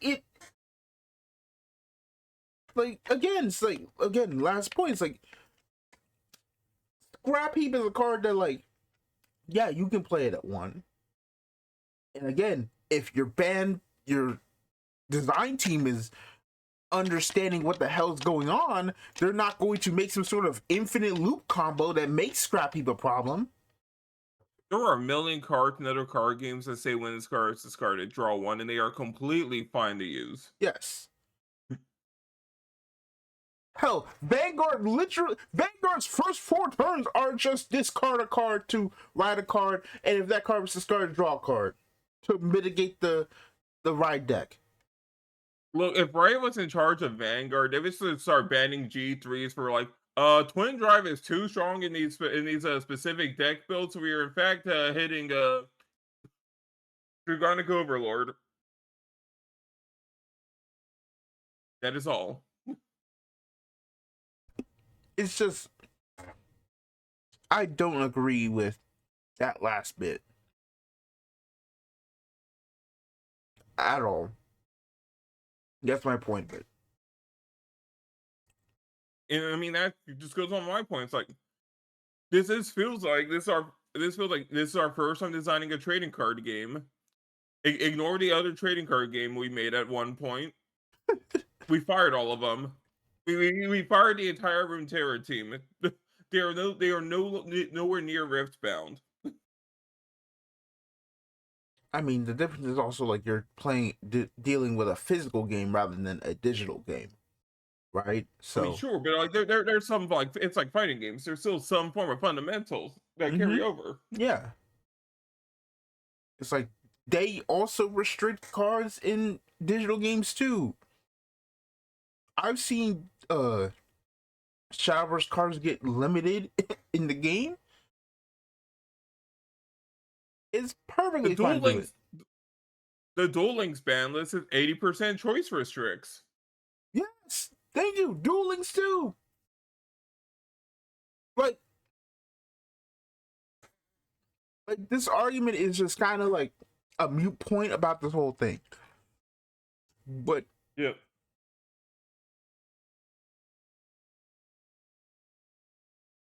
like miracle decks, right? The whole thing. Several archetypes of generally use same core chaos cards to draw through most of their deck and play series uncosted units at the same turn. They've been calling these decks miracle decks. These strategies have proven highly successful, and they take a large amount of game actions that take a very long time to execute, with miracle player navigating a large number of choices. In tournament play, these That decks just have sounds like Rush. contribute significant round delays due to the time they consume the clock. We do not consider this style of deck to be healthy, and we don't want players to feel like they have to gravitate towards this package every time they play a Chaos Legend. On top of this, as the card pool expands, cards that support this type of strategy will only become more powerful. Because of this, we're banning Call Shot and Scrap Heap. Two cards allow players to filter through their deck and get ahead of cards at a pace that's too efficient/free. Okay. Okay, hold on. If your tournament rules can't handle a basic Is It Rush deck, that's what they're describing here. This is just I is mean, it like a low to well, the ground Is It deck. here's the thing, right? It's like Miracle's like I think a Hearthstone term, or like It's I think Hearthstone. is it Flesh and Blood? I forgot. Sorry, Hearthstone Flesh and Blood. I don't know. But here's the thing. Maybe it would have helped if you didn't place a 0-cost spell that draws you a card. You go 2 cards deep on it. Like Yeah, you printed a 0-cost scry 2, draw 1. Draw 1, trash 1. no worse, it's a surveil too. That you can repeat again for 1 mana. It is basically a surveil 4. Draw 2. For 1.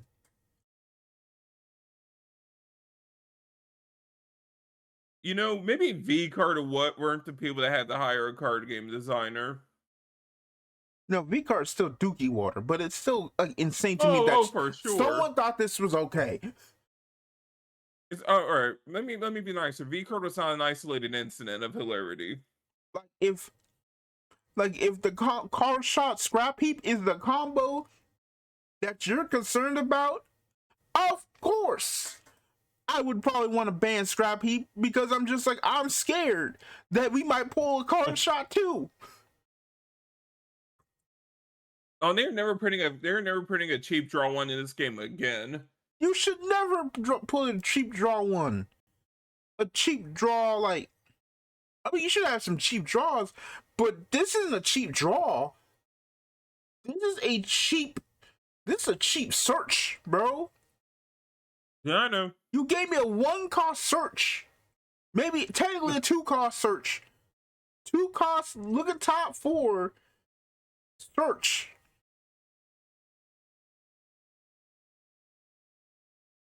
I mean, technically speaking, with the way it works, if you just play out your hand and you just, play out that mana anyway, and then use it, and it's practically free.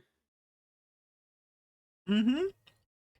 You just tap 2 purple runes anyway with Scrap Heap, and then go to town with Call Shots like, "Hey, money, money, money!"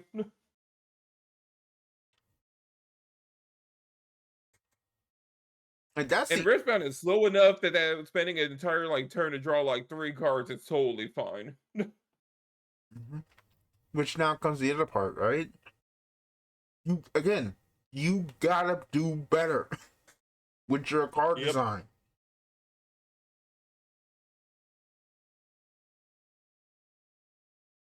Free my boy Scrap Heap.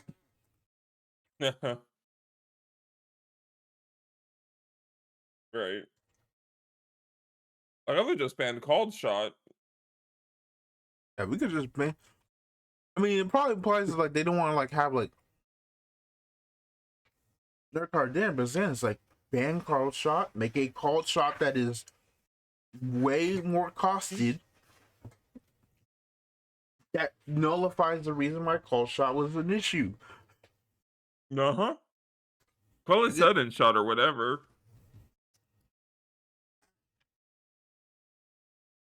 Maybe like, right? It's like card games do it all the time. Do you know how many pot of greed clones are in Yu-Gi-Oh? Right. That try everything they can to just make pot of greed balanced in the state of the game. Dude, fans are still making their own pot of greeds just to try to figure it out. No, people were literally upset that it was like with a pot of desires. People still to this day say pot of desires is bad.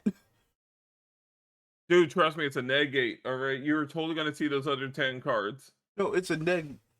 Yes, it's a neg 9. Right. The card in hand, yeah. Dude, it's a neg 9, alright? Which is It's like, unplayable. do y'all not understand how like that's how you know people don't like understand like how advantage counting card games are. It's like the top of mean, the deck, the deck itself ain't anything we give a damn about. Look, if you told me the Redbound developers got all their knowledge from watching Wonky Quartet and SEMO videos, I'd believe you.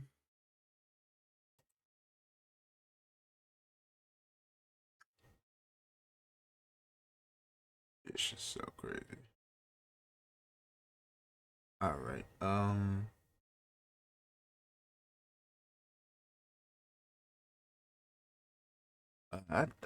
good to stop talking about this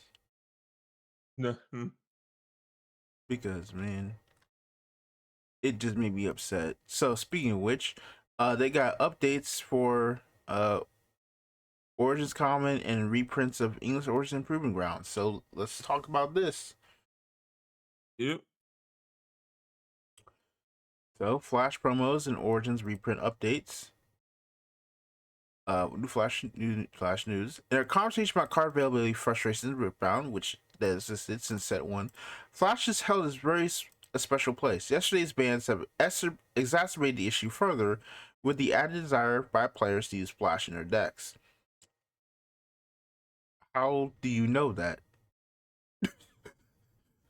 How yesterday's bans have exacerbated this issue further? It's been 24 hours.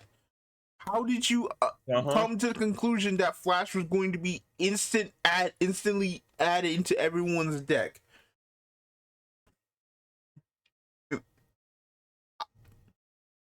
Like, what was this? March 31st. So when would it? I just March closed the 30th thing. was when the ban list went out. Literally 24 hours later. And like, yeah, we know Flash is about to go up. It's like, So you don't think they had you don't think they had Fight or Fly as an actual like we got to get more butts and seats in a maneuver, right?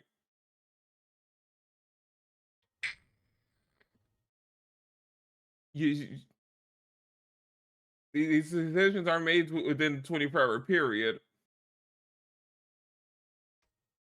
And it also breaks another cardinal sin of trading cards. You basically acknowledge the secondary market. That is also true. Like you can acknowledge that, like, hey, it seems like in a way Yep. that's like you don't acknowledge the price. It's like, it's become harder to get for players, and it's been seen. Yep. But you don't do it 24 hours after you just hit restrictions and saying, yeah, we kind Like, of knew this issue was gonna happen because we've like talked about Flash. they totally did this to get that out. Oh my god. Beginning late Dog. April, as Celebration support for Live Round Play Network stores, they begin receiving Flash promos to be distributed to players. These cards will look identical to Flash, which are already in the Rift with players, except they have the promo mark on the bottom, as you can see below. We're asking stores to distribute these Flash promos to players in a handful of ways. And we'll participate in Ripbound events such as Nexus Nights and Summer Skirmish. A thank you for players who are mentors, teaching Ripbound to others. A participation reward for players who are being a new player's store. A gift when purchasing Ripbound product. They'll be available while supplies last at each store. We're trying to give stores flexibility to celebrate their community in ways which are best for them, while also getting the Flash promos into players' hands. We're also expressly asking stores to not sell these Flash promos as singles. As an update to what we shared in January, free prints of both Origins and Proving Grounds are beginning to roll out. Proving Grounds have begun to arrive in Canada, Australia, and New Zealand, with more arriving in the EU in April and then the USA in May. We've continued to release Origins boosters as the waves of printings complete. The next batch will arrive following Unleash's launch in stores, with an even larger shipment arriving later in May. We also have exciting information about these restocks being available for players on the Riot merch store soon. As Shengran stated in our State of the Game, we intend to continue printing early Riftbound sets until the market reaches more healthy quantities. These reprints won't be the last for these products. These reprints won't be the last for these products. I mean, that's good. I don't know till May to get US there. Origin boosters, ways of printing is complete. The next batch will arrive following Unleash's launch of stores of set 3. So outside of the weird first segment right here, I do like that they are trying to, give out a staple as a promo to people, to stores, to just kind of get the amount out there. That is Right. good. And that, Uh-huh. set 1 is getting reprinted, and the Proving Grounds getting reprinted. That is good. How it will do, that's remains to see. Right. All right, next up, Like, I still think it's a scummy maneuver. Like, that timing just rubs me the wrong way. yeah, like, could you be coincidence? Yeah, but Nah. so Be Rip, a bit less coy about it. Ripbound core rules, the unleashed patch notes. So this is the rules update, which arrives with set 3, which was released on the 30th. This rule update has 3 key goals: to support the new expansions, cards, and mechanics, and rules that explain how they function, to provide some clarity on rule changes and why we make them, to shore up some of our rules foundations that were unclear or in need of updating. So, they put the update and everything, right? We can't catch every rules edge case, but good news is that we apply these improvements to the rules. These types of fixes will become fewer and fewer as sets go on. We are still in Riftbound's infancy, and many of the pains felt around rules and templating are a normal part of games growing and changing. Ours has simply been accelerated due to the attention and immediate growth of our competitive scene. And although these changes you will see might seem big at first, the goals when the team changes our rules are the following: to make the rules more intuitive to players, and to set up future changes that will improve the game overall.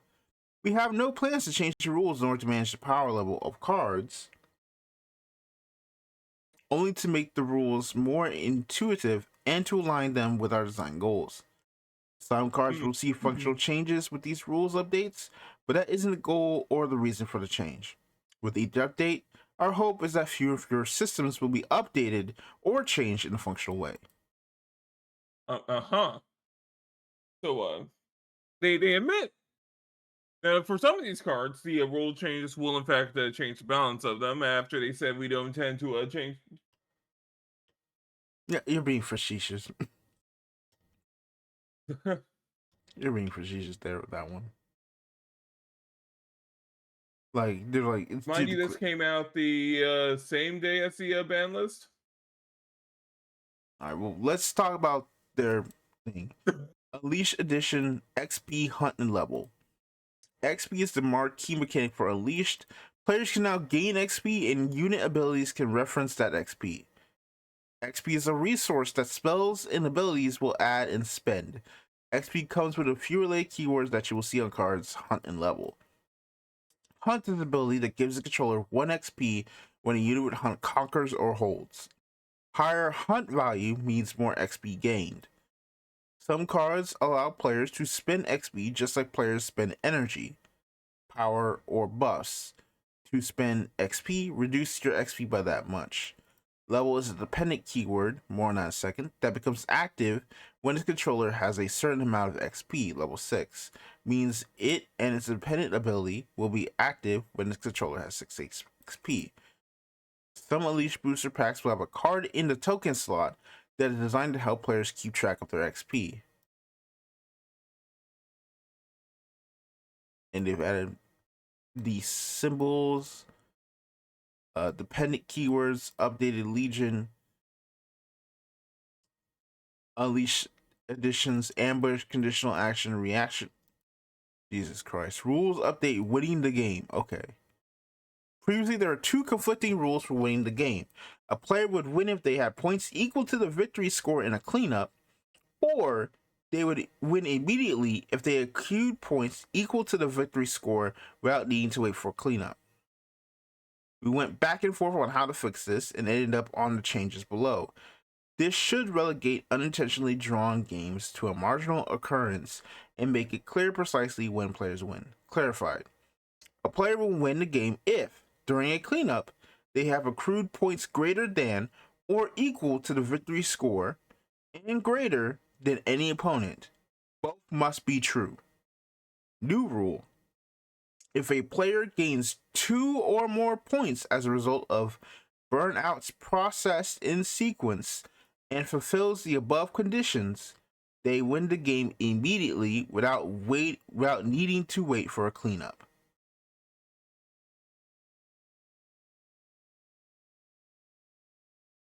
Well, I don't know what a burnout is, but I mean, you know, maybe it'll make games take less time. Possibly. And they did updates on showdowns and combats. Rules update the resolution step of combat. Uh, Made triggered abilities and extra conditions. Replace. Create. Jesus Christ. Triggered abilities that say may are now optional.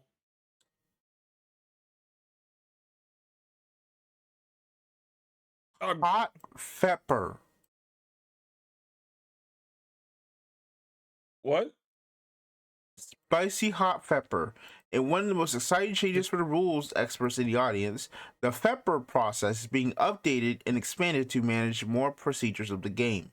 The hot pepper acronym stands for handle outstanding tasks, then finalize, execute, pass, resolve. Tasks are I'm sick of the iCarly generation already, and I know I'm part of it. so it's just kind of like a cleaner thing for nerds. and a whole bunch of other things. I'm not going through all this. I just want to kind of see it. How much it's like, guys, we had to do a fourth draft of the rules. This is actual league patch notes. God, I barely even read like those. I said, like I said, we hope fewer of these happen. It's like, what do you mean you're not done doing this nonsense? Well, Unleashed just seems to be like the jungle. I mean everything. I mean everything under the new pack feature.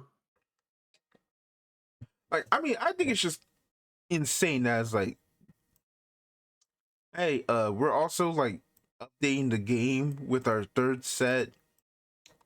I'm looking Okay, at combats and showdowns. If you skim past what I'm seeing, 4 different new rules here under combats and showdowns. but like I forget. Excuse me. But it's like it reminds me of the freaking the tweet I saw about someone talking about like, man, you know, there was a virtual fighter a patch that came out before Texas Showdown. It was like, you know, maybe the patch will be light, and it's Like a bug fix. a patch will be light bugs fix, and it's like a couple bug fixes. Maybe it's patch will light because it's right next to Texas Showdown, and it's like, and they put the patch and they put in they have the image be the face of a porn star who is uh thicker than a Snicker, just to put it like like to put it that way. And it's just like, Well, God dang. It's like, dog, I'm trying to play a set. You trying to get me to play in the LCS. you Who changed is the whole this? game. All right, I think we're done with talking about Riftbound right now. Gosh, maybe I'll get some pop. Maybe I'll pull. I don't know. With Riftbound, I'm All like, right. man. And then we move on to our last regular news. 30th celebration, Pokemon TCG set announced, releasing worldwide in September. This is from Poke Beach, which is a reputable source.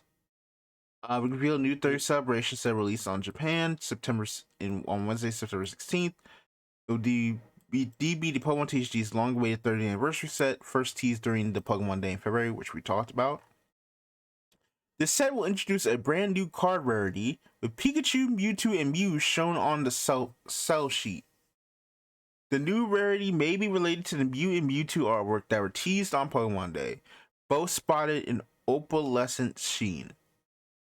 Each booster pack of 30 Celebration contains 6 cards instead of the usual 5, all foil, meaning all cards in the set will be foil. As such, a pack will cost 360 yen instead of 200 yen. Each booster box of 20 packs will cost 7,200 yen. Releasing alongside the set on the same day will be a 30th Celebration Premium Deck Set Espeon and Umbreon. No further details are known at this time, but the Espeon and Umbreon are implied to feature the new card rarity. Most Japanese sets release on Fridays, but 30 Celebration releases on a Wednesday. This could be a callback to Japan's 20th anniversary set, which released on the exact same date in 2016, Wednesday, September 16th. A midweek release presumably makes it more of an event for Japanese fans as well. Back in February, Pokemon announced the set would release simultaneously worldwide. Since the Pokemon TCG's anniversary is October 20th, we assumed the set would release in October, but now we know that's not the case. Thus, we should see 30th Collection in PCI's territories on or around the same September 16th date, perhaps Friday, September 18th. If ours is Friday, Japan will get the set about a day before us when accounting for time zones. This may also explain why Japan is releasing theirs on a Wednesday, as Friday there would be well after PCI's territories. We should learn more about the English set, including its name, in early summer. We expect there to be a simultaneous announcement, similar to when Mask of Change and Twilight Masquerade were revealed. A month later, on Friday, October 16th, Japan will also be getting 9 different 30th Celebration card sets, featuring each of the star Pokemon trios, from Bulbasaur, Charmander, and Squirtle, through Sprigatito, Fuecoco, and Quaxley. These will obviously be Japan's equivalent to our first partner illustration collections, Releasing all 27 of starters as promos on October 16th is an obvious way to honor Pokemon TCG's original October 1996 anniversary. And Japan's upcoming schedule. So yeah, it's just it's an anniversary set, a new rarity. Yep. Already saying, yeah, only Pikachu, Mewtwo, Mew getting the new rarity, by the way. Don't. Of course, right? Like, and then, They're like, all right, we can skip Charizard one time. what about the others? Who? I don't know. 151. There's only 4 Pokemon in Gen 1. Yeah. Like, what are you talking about? Well, more information. Shout out to that. That's cool. We still have no idea what it's gonna do, so who knows? But yeah, that is it for the news. Yep. And with that, once I put this Cyberpunk thing in here, should be.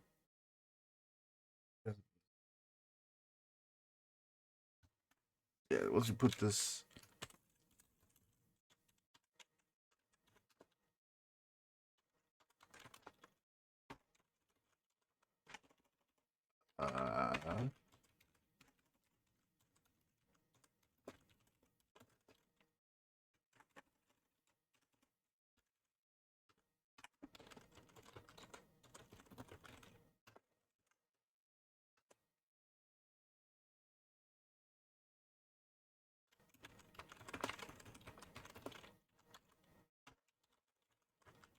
All right.